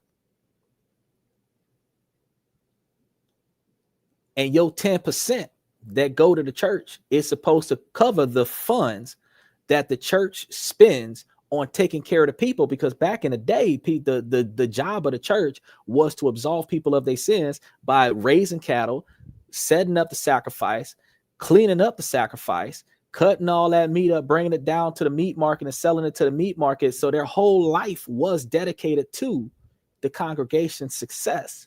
And the congregation took care of that person's standard of living by giving them 10% of their income, so that person who's dedicated to the salvation of the souls of the congregation would not go hungry and not do without. Now, the problem is, in today's society in 2025, churches are monetizing the name of the Lord in an unhealthy and unfaithful fashion, making millions off of it because it's tax exempt.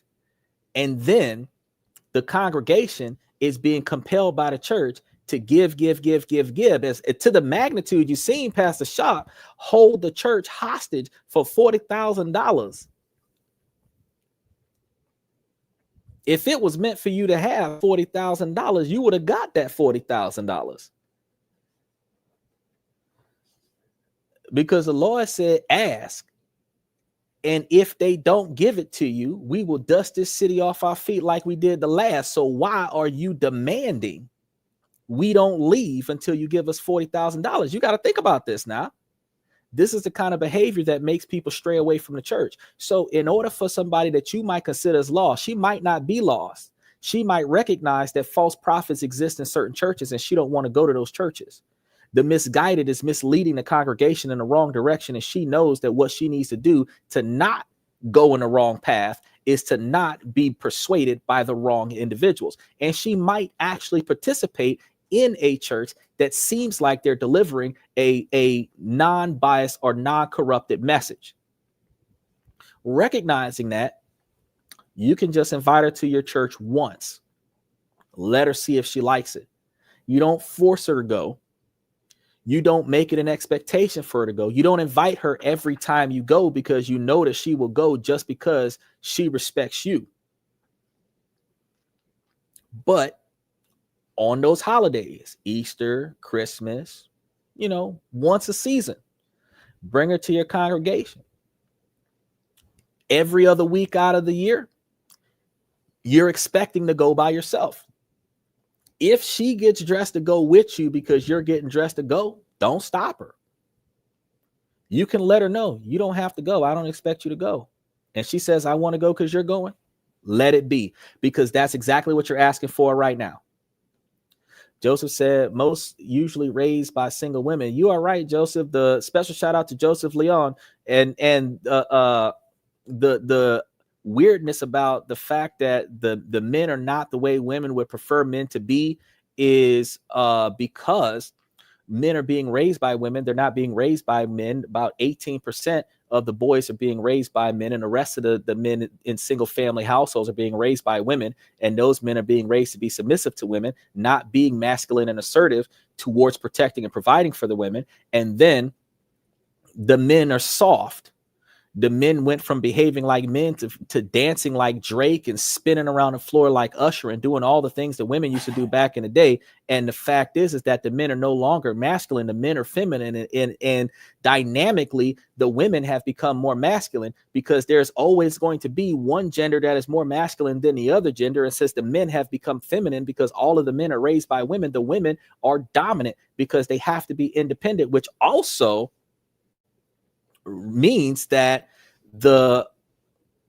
in order for the women to have the masculine man that they look for, she would have to raise her boys to be masculine men that will not submit to a woman in order for the women to find masculine men.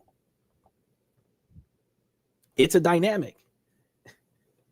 You raise your sons to bow down to you because you're the authority in the household, but you don't teach your boys to stand firm on his house.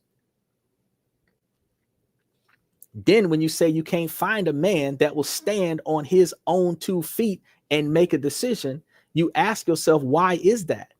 Well, because some woman raised him not to stand on his own 2 feet. That's the way it is. But take a girl that was raised by her dad. She's going to be more masculine because she was raised by a masculine person. She's going to have it's not a balance because it's a single parent household. A child needs both the mother and the father. The women are supposed to teach the women how to be feminine, and the men are supposed to teach the men how to be masculine. But the men are supposed to be able to be a positive male role model for the women to know what kind of man is a good man for her to look for based on the characteristics of her father. And the boys are supposed to know what kind of woman that they're looking for based on the positive characteristics of their mother. This is a full dynamic. So children that get raised in single family households, they're missing a piece of the puzzle. They figure it out throughout their adulthood, but not everybody finds it, especially if they're growing up in a toxic environment and they think that that's normal. But in order to break the chain, you got to recognize at some point in your life that this ain't supposed to go this way. And then you're supposed to start telling the next generation, don't follow in my footsteps because I went down the wrong path because I was misguided. But not a lot of women are doing that. A lot of the women are like Rick over here that are saying, oh, it sounds like an incel, because they don't want to accept the fact that this is the truth. We over here talking about the Lord, and she's saying I'm an incel. Like, how does talking about the misguidedness of the Lord have anything to do with a man that can't get a woman versus a man that doesn't want a disrespectful woman? Makes absolutely no sense. You know, when you're doing something righteous, well, here come the devil trying to corrupt you. I love it. Will said church used to be a community hub, a social safety net, because that's what was taught. Fair and good advice, brother. Hey, I'm always here. He said, I'll take it to heart. You should. And show her the love and respect that reciprocate and recognize her dedication to you, even if she don't go to your church. Make sure that you show her that value. You know what I'm saying? Because she might just go just for the sake of. She might actually like your church, but just if she don't go, or if she go and she don't like it, don't worry about it. All right, hon, I'm going to church. I'll see you when I get back. Don't worry about it. And if y'all have kids together, you can change, you can alternate and take the kids to church some of the time and leave the kids home with mom some of the time. You don't have to force the church onto the children either. But because she respects you and she values you, she's not going to tell you that you're not allowed to take the kids to the church. See what I'm saying? So y'all can still negotiate that. He said, thanks for your time and wisdom, brother. You're getting a like and sub from me for keeping it real. I really appreciate that, man. And hey, if you got time and you can share this channel with some of the people that you know, because you know that I'm going to give y'all all the information that y'all need to make the best decisions possible, share the channel with somebody you know.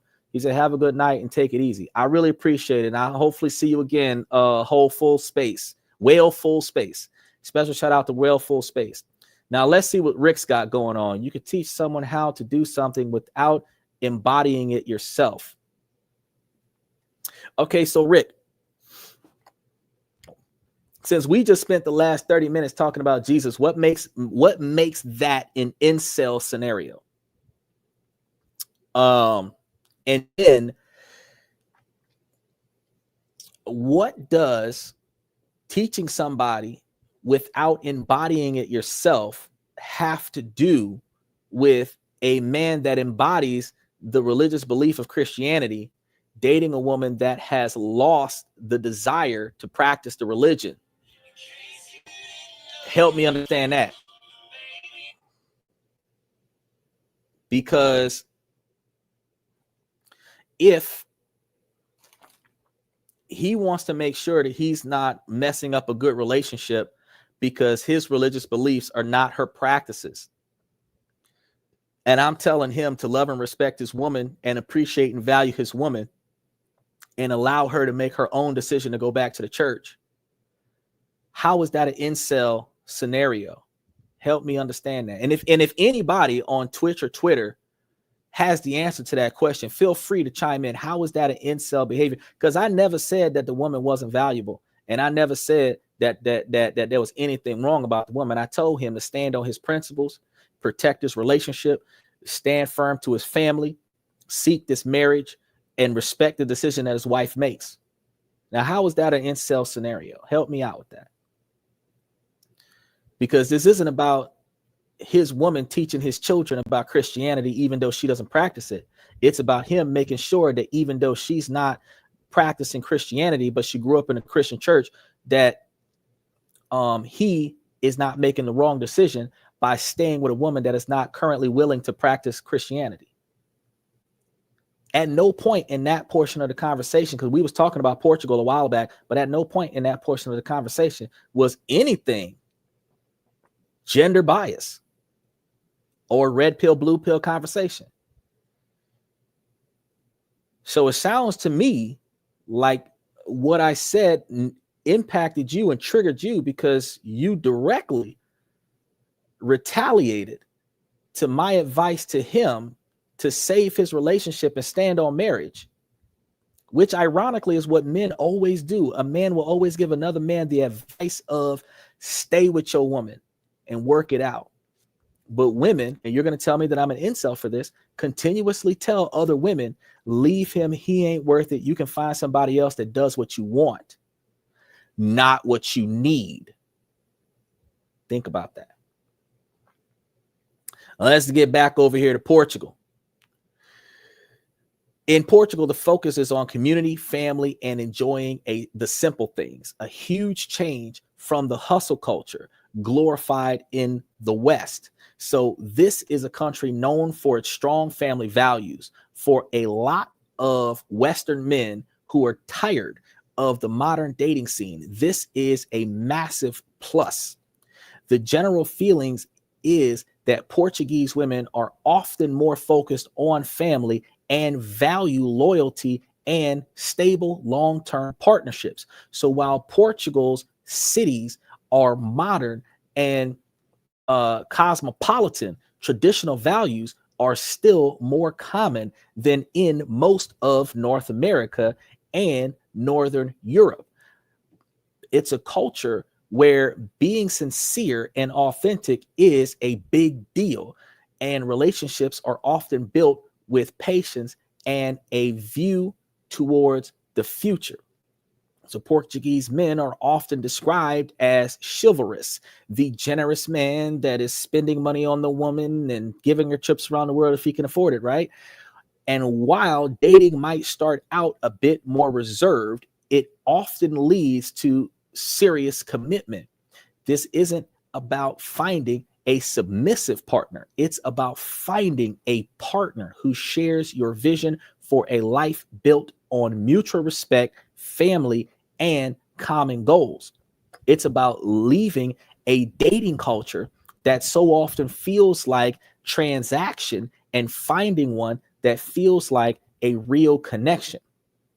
On top of all that, the environment itself is a huge bonus. With over 300 days of sunshine a year, so you got like 65, 66 days of rain or clouds.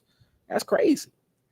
A world-class healthcare system and a population that is known for being incredibly welcoming for foreigners.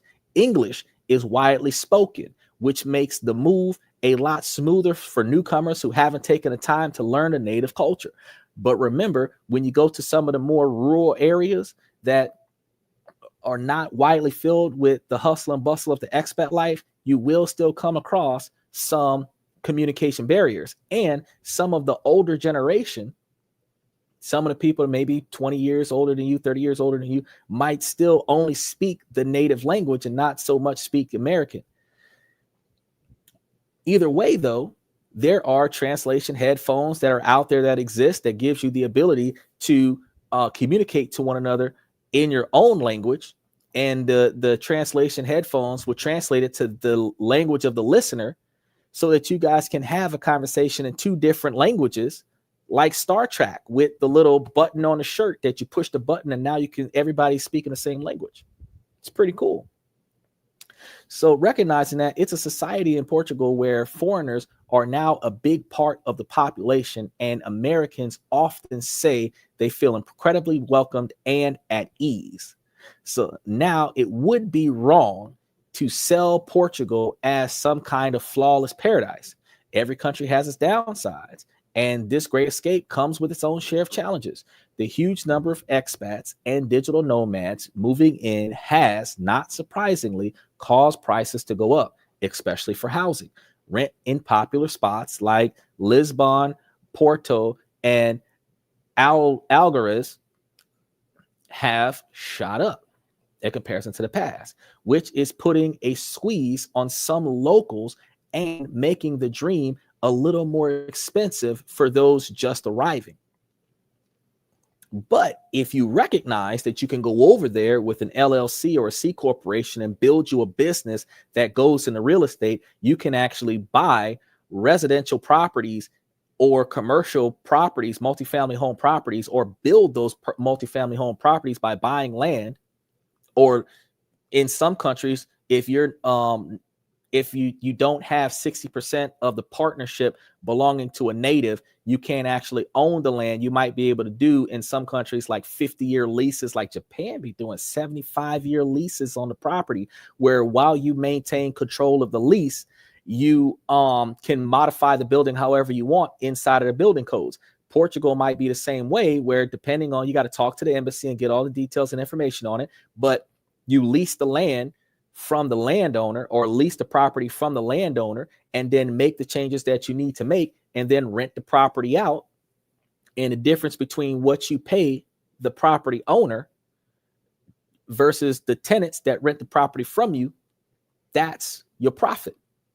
Now, if you redevelop the property and generate multifamily housing or single family housing for at-risk or low-income communities, Portugal should be like every other country that incentivizes this type of development to off-center the inflation of the current rent market. Now, if you're not trying to go out there and be greedy, you can undercut the average rental property which will increase the favorability of having 100% tenant in your property.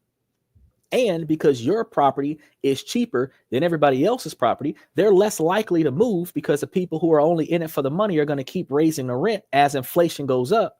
And if you're not raising the rent until the tenant moves out, a tenant might stay with you 20 years, where a tenant might get forced out because the rent is too high, because the rent went up 5 times in the last 5 years. And if you're making money from America and you got to report all the shit to America, America taxes you after you've made about $250,000 in another country. And any money that you put, it's good to see you again, Rickshaw. Any money that you put into development in another country is a tax write-off in America.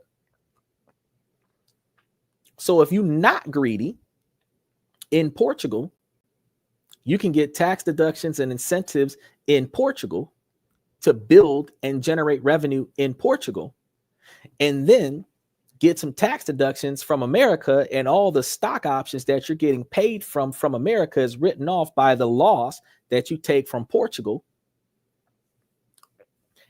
And you will be a pillar of your community, because you will move there, marry one of their women, build a neighborhood, and be the cheapest landlord in the neighborhood.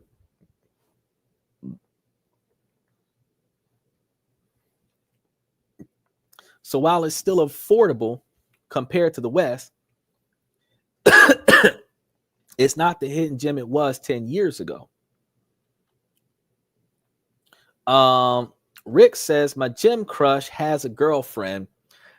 How can I convince him to dump her and date me? All right. Now, let me go ahead and give you a response to that. And this is going to be a common response. What up, fam? Special shout out to Red Star. Rick, if you put in any effort into breaking up this relationship and convince that person to date you, the same way you got that person is the same way you will lose that person. So outside of the desire for a one night stand and a friends with benefits kind of relationship that will ultimately dissolve, if that person is not dedicated in their committed relationship and they're willing to step out of that relationship or trade for you, if they get into a relationship with you, that mentality will not change, and they will trade from you to somebody else that is more desirable to them. It is not advisable to you. If you got a crush, you can tell them about it, but you don't take action on that crush, because that crush is committed to somebody else. If you don't want to mess up that relationship, you keep your crush to yourself.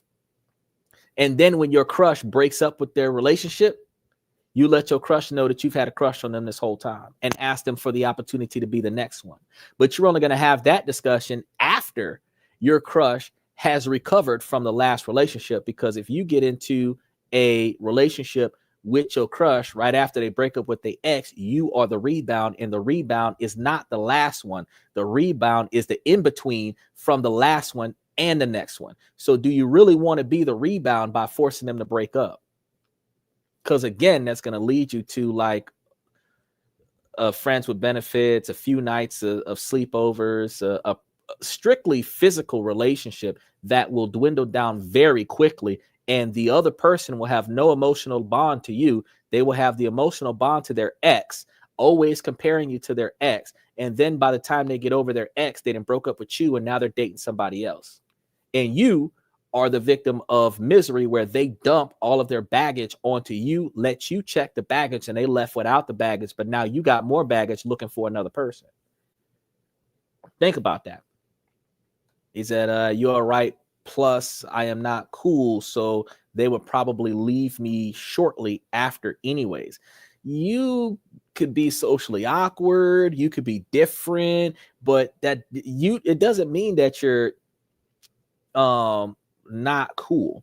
The social structure of cool is, a trend-setting individual, but a lot of times those individuals are putting on a persona.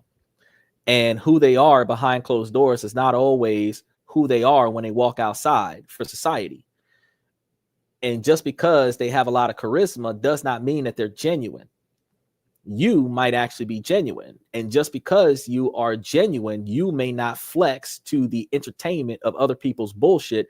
And that might make you less desirable of a person to hang around, because some people might want to get false praise instead of hearing the truth. And you might be the kind of person that only tells them the truth, even if they don't like it.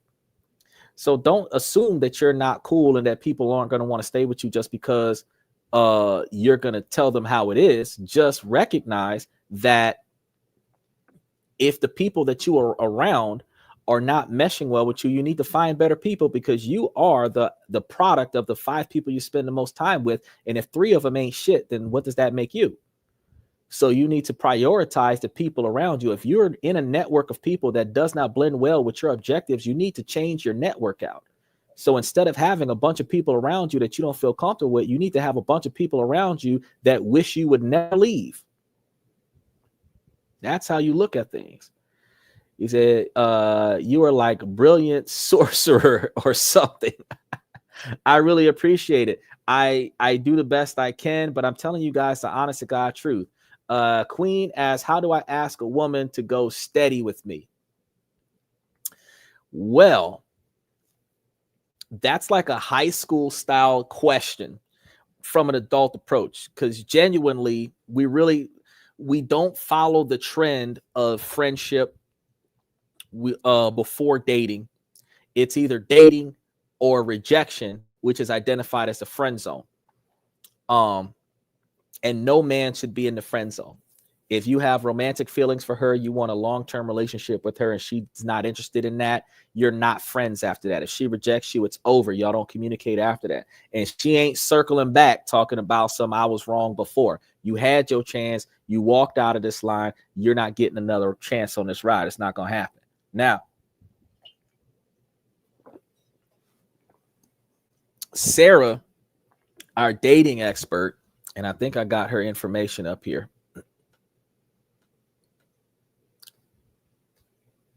I do.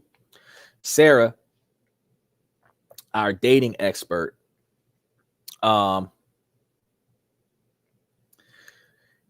a lot of information about how you guys should be able to reach out to a person that you are infatuated with, how to flirt, how to communicate. I'm going to tell you from a man's perspective, if you are attracted to a girl, you need to find out if she is valuable to you, meaning that whatever it is that you would expect your girlfriend or your wife to do for you in your relationship, you need to find out if this woman is willing to do that. Sometimes you can observe some of this, because usually it is specific, non-tangible actions and behavior patterns that a man is looking for. And not all men have the same expectations, but it's specifically non-monetary actions and behaviors that a man is looking for, that he needs in his life to feel complete. And you just need to see if she's going to do that. Now, sometimes you can observe it from afar, and sometimes you actually have to get involved with her to find out. Your first obligation is to determine if you are interested in this girl specifically for lustful purposes, or if you're interested in this girl for the desire for a long-term relationship. If you're interested in this girl for lustful purposes, you can use any type of mind manipulation trick that they call it rizzing girls, which is abbreviation for charisma, to convince this girl into a one-night stand and a nice date and all of this other stuff. But if you're really looking for a long-term companion, you're not asking the girl to go out with you,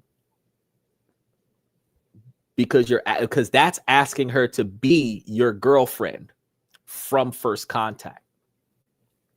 You need to ask this girl if she has time in her schedule for you to get to know her better.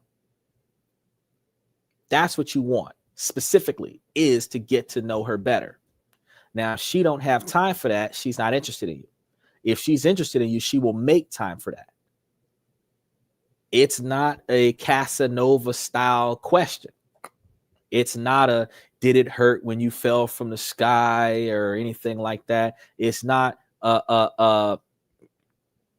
you know, oh, you're bright like the sun or anything like that. It's genuinely recognizing from over there, you caught my attention and I came over here because I wanted to ask you if you have time in your schedule for me to get to know you better. That is all I want from you right now, is to get to know you better. And the type of engagement y'all are going to have is going to be fucking cheap, if not free. Cup of coffee, maybe a drink or two, less than $10 a person, if possible. And that's because Starbucks is like $5 a drink. And if y'all are drinking alcoholic drinks, it might be $5 to $10 a drink for alcoholic beverages. But you should not be drinking alcohol when you're meeting a person for the first time, because you want to make sure that you're thinking clear. You don't want to get caught up with the drinks. So you want to drink you some coffee or some juice or some hot chocolate or some shit like that, something that'll keep you awake so that you can stay focused and pay attention to what they're telling you. And then you want to talk to this person about the things that she can do for you as a wife. You want to be able to lay down your non-negotiable expectations upon first contact so that she understands that these are the things that you would be looking for as a wife. So if you start listing your non-negotiable expectations for behavior, if she's interested in performing those tasks and those roles, then you know that you have in your presence the type of woman that you would make your wife. From that point, you then start finding out the things that she wants from her boyfriend or her husband. What most men do is meet the girl, bribe her for a date, and then ask her all the things that she likes, all of her favorite this and all of her favorite that, so that we can continue to impress her to stay without even knowing if we want her. What you need to do is find out if she's willing to be the woman that you want before you put any effort into impressing her. Because I don't give a fuck what you want if you're not willing to do what I need. So let me find out if you're willing to, and think about this now, because women who date men who want the men to be the breadwinner, he's paying for her and she's doing stuff for him that doesn't cost her any money. That is equivalent to being hired for a job where the boss is paying the worker. And why would the worker be bribing the employee to not work for the company? I need to know that you're willing to fulfill this job role as a girlfriend before I start paying you to be my girlfriend. And people are going to say, oh, that's not the dating field. No, fuck that. Western culture, you're renting this woman to be your girlfriend. All of the hair, nails, fingers, the car, the insurance, putting gas in her car, paying her bills. You're renting this girl. Okay, her standard of living that becomes your financial obligation is the cost of renting, of leasing this woman in your life. That is fact. And you will lease this woman from your first date until you can't afford to pay for it no more. And then she will be repossessed by the streets and go to somebody else. Or she will divorce you and take half your shit. Or you will die and she will take all of your shit. But from the time you meet her until the time you start paying for her, you need to find out if she's willing to work for you the way you need her to work. That's what I'm going to tell you. Now, if you're a good man, you are going to be dedicated to her. You're going to do everything she needs. And then if you can afford it, you're going to do most of the things that she wants. So don't start your conversations with a woman asking her what she wants. I don't give a fuck what you want. I need to know that you're willing to fill this role first. Because the 401k, the IRA, the stock bond, the pension, the retirement plan, the vacation plan, the full coverage dental, the trips around the world, the brand new car every 3 years, the brand new house every 2 years comes from you doing your fucking job. So I need to find out if you're willing to do that job first. The more I got for you to get from me, the more shit you need to be willing to do. And I need to make sure that you're willing to do it before I open my wallet, before I open my car door, before I show you where I live. I need to make sure that you're willing to do it. So your first interaction with this woman is to meet her somewhere, so that you can find out your 20 questions. And I got here with me somewhere. Here they are. I've got if you like and subscribe on my channel, go to my search bar and type dating assassin. And this is good. It's a link to this deck of cards right here. 150 cards. It costs, if I remember correctly, $29.99, either $19.99 or $29.99. You watch the video, you click the link, it'll tell you where to go. Now, these cards, this deck of cards, and I'm going to tell you this real quick, Queenie. You want this deck of cards because a woman made this deck. Before anybody starts saying, oh, you're full of shit, a woman made this deck. And God damn it, this deck has 150 questions on here that made me stop and think. You want to get this deck and ask the woman that you're talking to some of the deepest questions out of this deck. You don't know what to ask a woman. You get this deck, the Dating Assassin. You get this deck. Click the link on that video because it's going to look just like this on the video. You're going to click the link, watch the video, go to the website, buy this deck of cards. And I'm gonna tell you, matter of fact, real quick,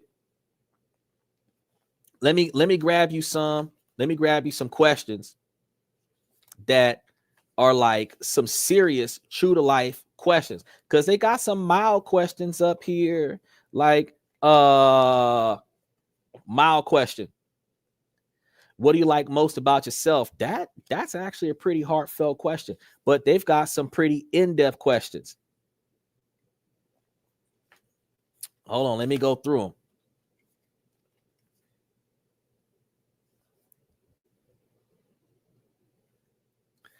them. Let's see.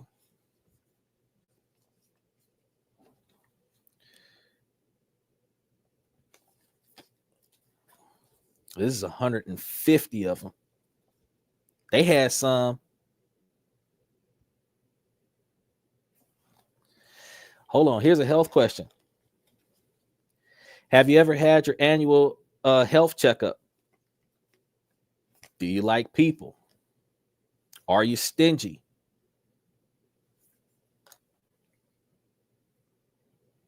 What turns you on in life? Do you want kids or more kids? Listen to these questions now. Do you believe in having faith? When did you lose your virginity?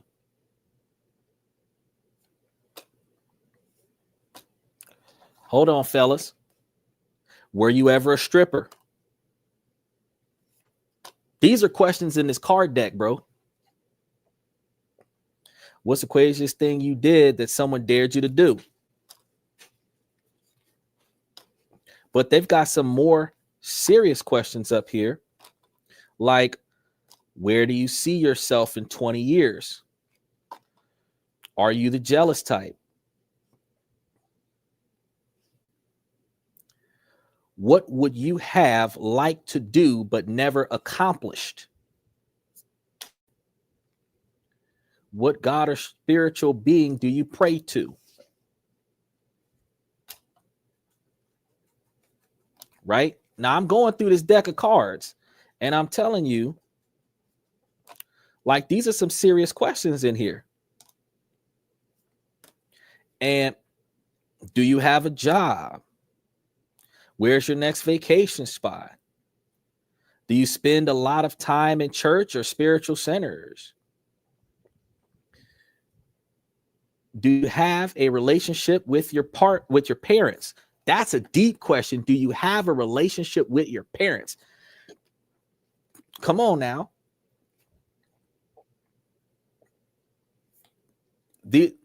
What will be your next big purchase? Have you ever disrespected your parents? Because if they're willing to disrespect their parents, they're willing to disrespect you. Are you cheap? Are you wasteful? These are questions that are in this deck. And you get this deck of cards, you don't have to know what to ask her on the first date. You can get you a couple of Sprites at a fucking McDonald's for $5 for the both of y'all. Go to a Waffle House and buy yourself a cup of coffee. Two of y'all, a cup of coffee. Every other cup is a free refill. Get you a cup of coffee and some water.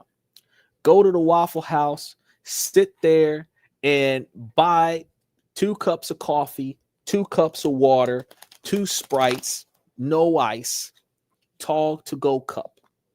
You done spent $15, $20 with the tip. You got like 4 drinks, 3 bathroom breaks, 150 cards.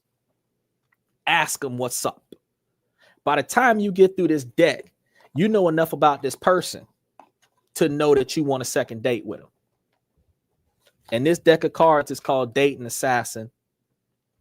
And like I said, it's like, if I remember correctly, it's either $19.99 or $29.99. And you can find the link to this deck on my channel. You just type in, if you just go into the search bar and type in the word assassin, the video will pop up, and then you click on a video and watch that video and click the link that pops up in that video, and it'll take you to the website where this lady made this card deck because she believed that people don't have good icebreakers on their first date. So they ask the same dumb 20 questions that does not bring depth to the relationship. And she thought that this deck of cards would be a fun way to either start up a new relationship or find more depth in an existing relationship, bringing people closer together. And I told her that's a fantastic deck of cards because these are the kinds of questions, that's 150 questions that you can ask, where most of us only know 10 or 20. And most of the questions are, what does the other person like? Got shit to do with what we like. So take that under consideration.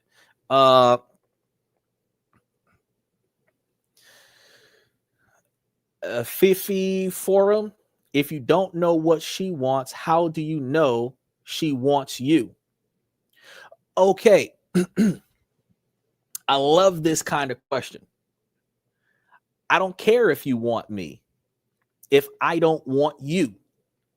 I am supposed to be, if she don't want you, she's not going on the date unless she's only going on the date to get all the shit that you're offering her on the date. So that's the first problem. So that question right there is a double-edged sword question, because why are you paying for this date? Why are you spending all this money on a stranger and you don't even know that she wants you?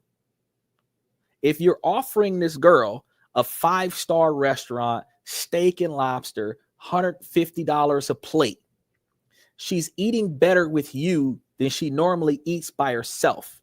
She's only going because you're paying for it. How do you know that she's going? Because she wants to get to know you. If you're spending all this money to impress her, yacht party, private VIP access, concert tickets, matinee shows, vacation trips around the world, cruises. If you're offering her these lavish gestures upon first contact, how do you know that she's coming for you because she wants you, or if she's just coming because you're willing to pay? Well, if you offer her an engagement that she doesn't benefit from other than getting to know you, then she's only going for you because ain't shit there in that engagement. So if you're only offering her a couple cups of coffee, a couple sodas, and some water, ain't nothing else gonna be there, then she's got to be coming because she's interested in you. If she's coming because you're taking her to Red Lobster, or you're taking her to Olive Garden or Ruby Tuesdays, or whatever the high life restaurant is in the city and state that you live in, if that's why she going, if you say Cheesecake Factory and she say no, I'll decline, because she wasn't going for you. She was going because of the location you was going to take her for. She was going for the event that you was going to pay for. And if you not paying for that, she not going. So that leads me back to, I don't care if you want me if I don't know if I want you. I want to get to know you so that I can know that you're the woman that I want before I start putting in effort to be the man that you want. Because if you saw me on first contact and you thought enough of me to say, I will give him the opportunity to show me what kind of man he is, then you don't have to want me. You're just open to the idea of me. And that doesn't mean that I want you. I am open to the idea of you. That's the first date. Now, I'm not supposed to convince you to take me. I'm supposed to find out from you if you're what I want. You're not supposed to put in effort to impress me. You're supposed to find out from me if I'm the kind of man that you want. Then when you commit to me, you put in all the effort that you would put into your husband. And when I commit to you, I'm supposed to start putting in all the effort that I put into my wife. But until I'm sure that I want you to be the wife that I'm going to be dating to marry, I should not be trying to impress you. And until you decide that you are going to stick with me, to date me, to be married by me, you should not be trying to do anything with me. So as long as you're open to the idea, come and investigate. As long as I'm open to the idea, I'm going to go and investigate. But you're not supposed to be splurging on a stranger, because let's take sex out of the fold. Let's take the fact that you're attracted to this woman out of the fold. She's a stranger. So let's flip the script and say, okay, you was walking down the street. There's a homeless guy on the street corner. Would you stop what you was doing and pick that homeless guy up and take him on a night on the town, buy him a hotel, give him the best life he had in 24 hours, leave him there, and I'll call you tomorrow? The answer to that question is no. Why the fuck are you doing it for women? Because it's the same thing as a stranger, and you're wasting your money on a stranger. If you wouldn't do it for a homeless person in passing, why are you doing it for attracted to?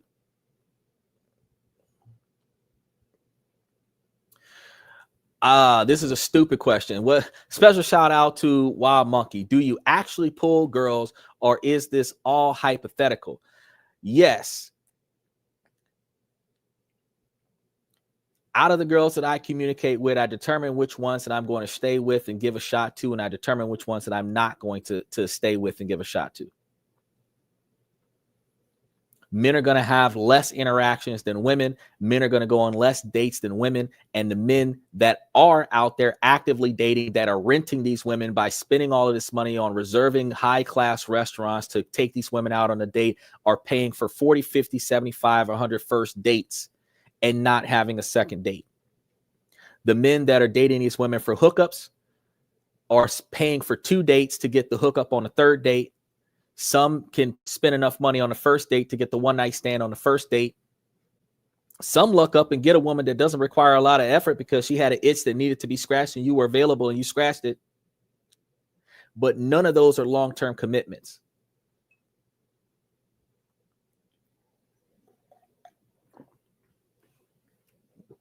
I'm not the one to go to if you're trying to pick up one night stands, because I could give 2 shits about that. You can't ask me player questions, because I'm not going to give you a response that you want to hear. If you're looking for a long-term commitment and you're looking for a traditional relationship where the woman that you're dating values you the way you want to be valued, appreciates you, and reciprocates to you the effort that you put into her, your decision-making process has to be different from first encounter. It can't be driven towards the goal of having sex with this woman because she's attractive. Because after the sex is over, in most cases, less than 5 minutes, but in other cases, if it lasts 30 minutes to an hour, that's 1 hour out of the day. The other 23 hours out of the day, is she valuable to you? And if you take that 1 hour plus the 6 to 8 hours that she sleep, and 9 hours out of the day,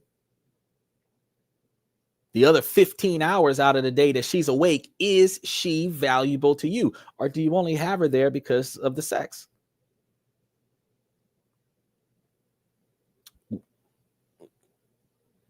Think about it now. Because the stress that a man has to support an extra mouth to feed in his household requires a man to put in more work to make more money.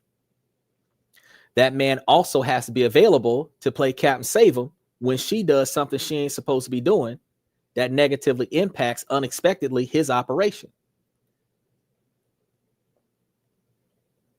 So now he has to take a loss so that he can go and save her. He has to change his plans so that he can cater to her. He has to stop heading in the direction of his goals and his dreams and his admirations in order to include her in the direction that she wants to go. Now, logically, not hypothetically, logically, how do you as a man benefit from that type of engagement? Now, for those of you who say you don't, the question is, why do you put yourself in an engagement that you do not benefit from? Don't you deserve to have everything that you need out of the relationship that you pay for? The same way she gets everything that she needs out of the relationships that's paying for her. Is that a fair question?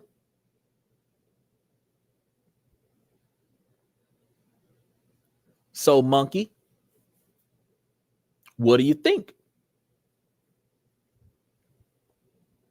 And while you figure out the answer to that question, we're going to get back to the other areas of Portugal, because Portugal also recognizes that while you can definitely get by with English in the big city, you have to recognize that if you really want to integrate, you have to learn their language, because some of the older generation is not going to be as English savvy. To build deep friendships, deal with the government, and truly feel like you're part of the community, learning Portuguese isn't just a good idea, it's essential. The bureaucracy can also be famously slow and frustrating, just like in Japan, where it takes like 5 years to build a house because every step of development has to go through governmental approval, and it takes months and years to get that approval. But it's common. It's the headache for people to use the hyper efficiency of the government in governments that are not the Western culture. Finally, that 5-year path to citizenship has been a huge draw. But Portuguese government just recently proposed major changes to its nationality law that could potentially double that timeline to 10 years for most foreigners. While these changes are not law yet and might not impact people who have already applied, it's a bigger reminder that no country's policies are permanent. Think about this, though. Portugal, just like a lot of other countries, do have investment opportunities for visas, as I told you earlier today. And if you're investing in their green energy, their AI technology, or their real estate investment opportunities, the P2P deals where governments are partnering with businesses to do massive scale commercial property developments in their country, you can invest in the country and get your citizenship from there. So what are your thoughts? Is the Portugal escape a real solution for the modern man, or is it just a overhyped fantasy? I really want to hear from you guys. I want you guys to drop your thoughts, your experiences, and any questions that you have in the comments below, the same way everybody has been doing throughout the show. Have you ever made a move like this, or is it something you're thinking about doing the way Bayside was considering doing before? Your story could help someone else out. And if this video made you think, do me a favor and hit that like button, subscribe to the channel, and click the notification button, and share this with somebody that you know that could use any of the advice that was on the show today. And so that you don't miss out on the next video where we're going to be exploring trends that are shaping the world, I want you guys to remember that we are live 7 nights a week. We typically start around 10:35-ish, sometimes quarter till 11 Central Time, which is around 11:35-ish, sometimes quarter to 12 Eastern Standard Time. But we go live every night. On YouTube, there's a timestamp of when the show is supposed to air. Sometimes we're about 5 or 10 minutes after that. Today we were like 15 minutes after that. But we go live every night of the week. And we do not let the sun rise without going live. So if the show is scheduled to air and it hasn't aired yet, hang out, because we're about to air soon, eventually. And we typically try to give you at least an hour, if not more, of information. And with every show, we talk about everything under the sun, including the main topic. So if you have questions, make it a point to ask me in the comment section or send me messages after the show. And if I don't answer your question after the show, I will make a show about your question, because a lot of people had the same question. And I'll give you the ins and outs in great detail. Monday, Tuesday, and Wednesday is about places. Monday and Tuesday is about finances, specifically where it relates to how to make, save, and invest money on Tuesday, and how the government impacts your ability to make, save, and invest money on Monday, and then the different countries that you can make money, invest, and live in, and build a traditional family on Wednesday. And then Thursday, Friday, and Saturday, we talk about how to improve yourself, your relationship, your social network. And then on Sunday, we have questions and comments from the fans, where you guys can ask any question under the sun and listen to a lot of the questions that I've come across over the week and respond to those questions accordingly. And then if anybody has a question, like you guys had questions today, we can go ahead and address those as well. Now, the movement of men from the West to Portugal is more than just a simple trend. It's a statement. It's a rejection of a way of life that many feel has let them down, and it's an active search for something better. It's a deliberate trade-off, swapping insane cost for affordability, social frustration for a community that feels welcoming, and a chaotic dating culture for the chance at something more traditional and family focused. Now, Portugal isn't a magic wand that will fix all of your problems, but for thousands of men, it represents a real, achievable alternative. It's a chance to build a life on your own terms, to find a healthy balance between work and actually living, because that's one of the things that we don't do in the American culture. Men work until they die unless they're rich. They don't actually spend time living their life. Some men are willing to stay broke and party like a rock star on the weekends when they off from work, and then they have to go to work with a hangover to make the money to replace the money that they wasted while they were having fun over the weekend. You guys with 36% less standard of living, making the same income in a different country, would have more money to spend and less financial responsibility, which gives you more time to live. And that's what we were covering this for on the show today, so that you can spend more time living life with the people that matter to you and building memories that you can forget with your dementia and Alzheimer's, but you're supposed to be living a life worth remembering with the people that matter to you, so that when you're in your 80s, you can tell all the stories to the next generation of all the things that you did with all the people that were important to you, so that those people can learn from you, from all of your successes and your mistakes, passing on what is supposed to be common knowledge. But if all you know how to do is go to work to make money for somebody else, you won't have a story to tell, because you don't live, you just work. Which, believe it or not, is, as we discussed yesterday, a modern variation of slavery. Because all you do is work for the master and take you behind back home. And you stay on call for free, so that if master needs you on your time off, you take your ass back to work. But when do you live for your family? When do you live for your girlfriend or your wife? When do you live for your kids? When do you live for your friends? the ones that value you and mentor you and motivate you to be more successful. The ones that hold you accountable for making unnecessary mistakes, not the ones that just like to have fun when they got free time. The ones that are there for you when times is tough, and the ones that encourage you to be better when times is great. When do you have time for them? Not just once a year on their birthday, or twice a year if you include Christmas. When do you have time for them? So when you think about that, you think about how changing the way you live your life by changing the way you make decisions may require you to change where you live at in order for you to be able to make enough money to offset your standard of living, to have more time to live. Because the income that you're making, the discretionary funds that you have goes a whole lot further. So you got to think about that. Another thing you'll be doing in Portugal is rediscovering a sense of peace and purpose.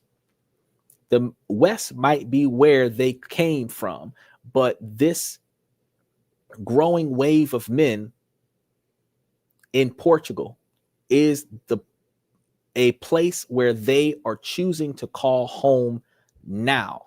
After everything they've been through, after everywhere they've done things, they have found a settlement in Portugal where they can basically retire in a stress-free environment.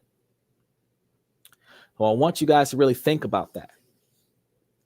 Now, I've given you guys a whole lot longer of a show today than what I usually have time for. I want to thank you guys for coming to tonight's show. And ladies, as long as the situation doesn't make sense, I'm going to keep asking y'all to make it make sense. So ladies, please make it make sense. Special shout out to Bayside and Red Void, Omni 81, and Usman. Danny Steffen, Reese Martinez, and Jesse Hernandez. I really appreciate y'all. Special shout out to Carl Barton. I really appreciate y'all when y'all have time to come to the show. This is a male-driven podcast from the male's perspective. So, fellas, I'm always giving y'all information on how to make yourselves higher value men. And understandably, this information does work for the women as well. So, ladies, if y'all want to take this information and make yourselves higher value women, y'all can do that. But note that the men are improving themselves with the information that we get. So, fellas, note that these women is going to make it harder for you because all the information that they're taking from me to be successful, they're not going to be distracted. So y'all need to put forth the effort because they're not going to want somebody that can't do for them what they can do for themselves. So if they're doing more with their money, you need to be able to do more with yours. So rethink your position. With that being said, I want to thank you guys for coming to tonight's show. I'm your host, Xander, for This and That, where we talk about this, that, and everything in between. And I'm going to see you guys tomorrow night.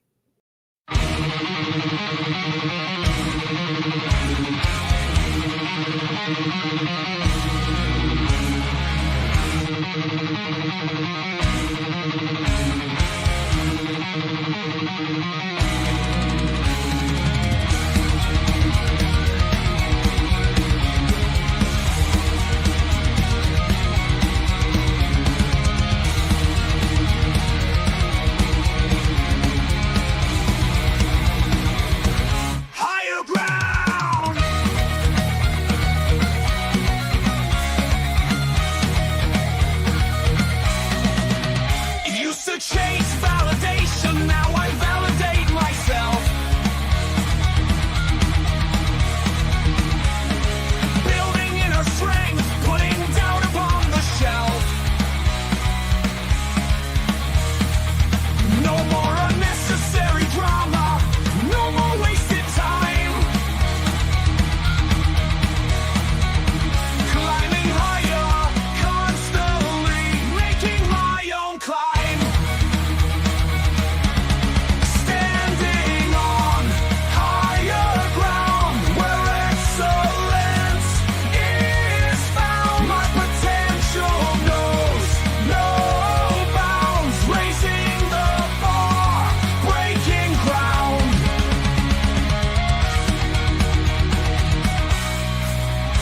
My network is my net worth.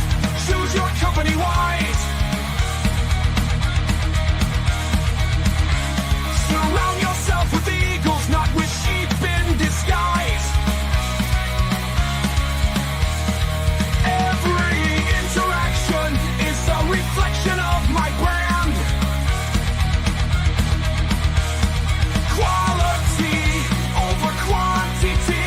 That's my personal command.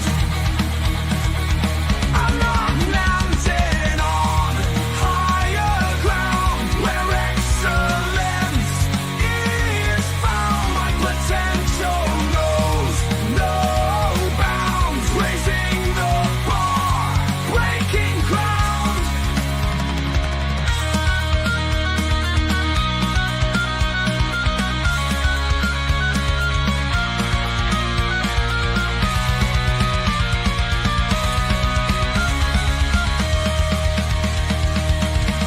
I'm not just living, I'm manifesting my vision, cutting through limitations with surgical precision. My expectations are my compass, my respect is my shield to mediocrity and chaos. I will never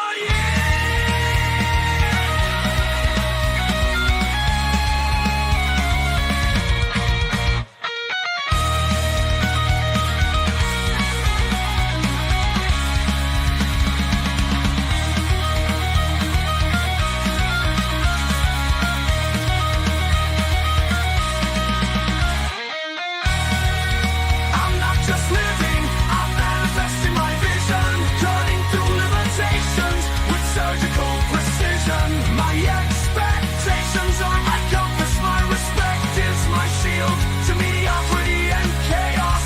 I will never yield.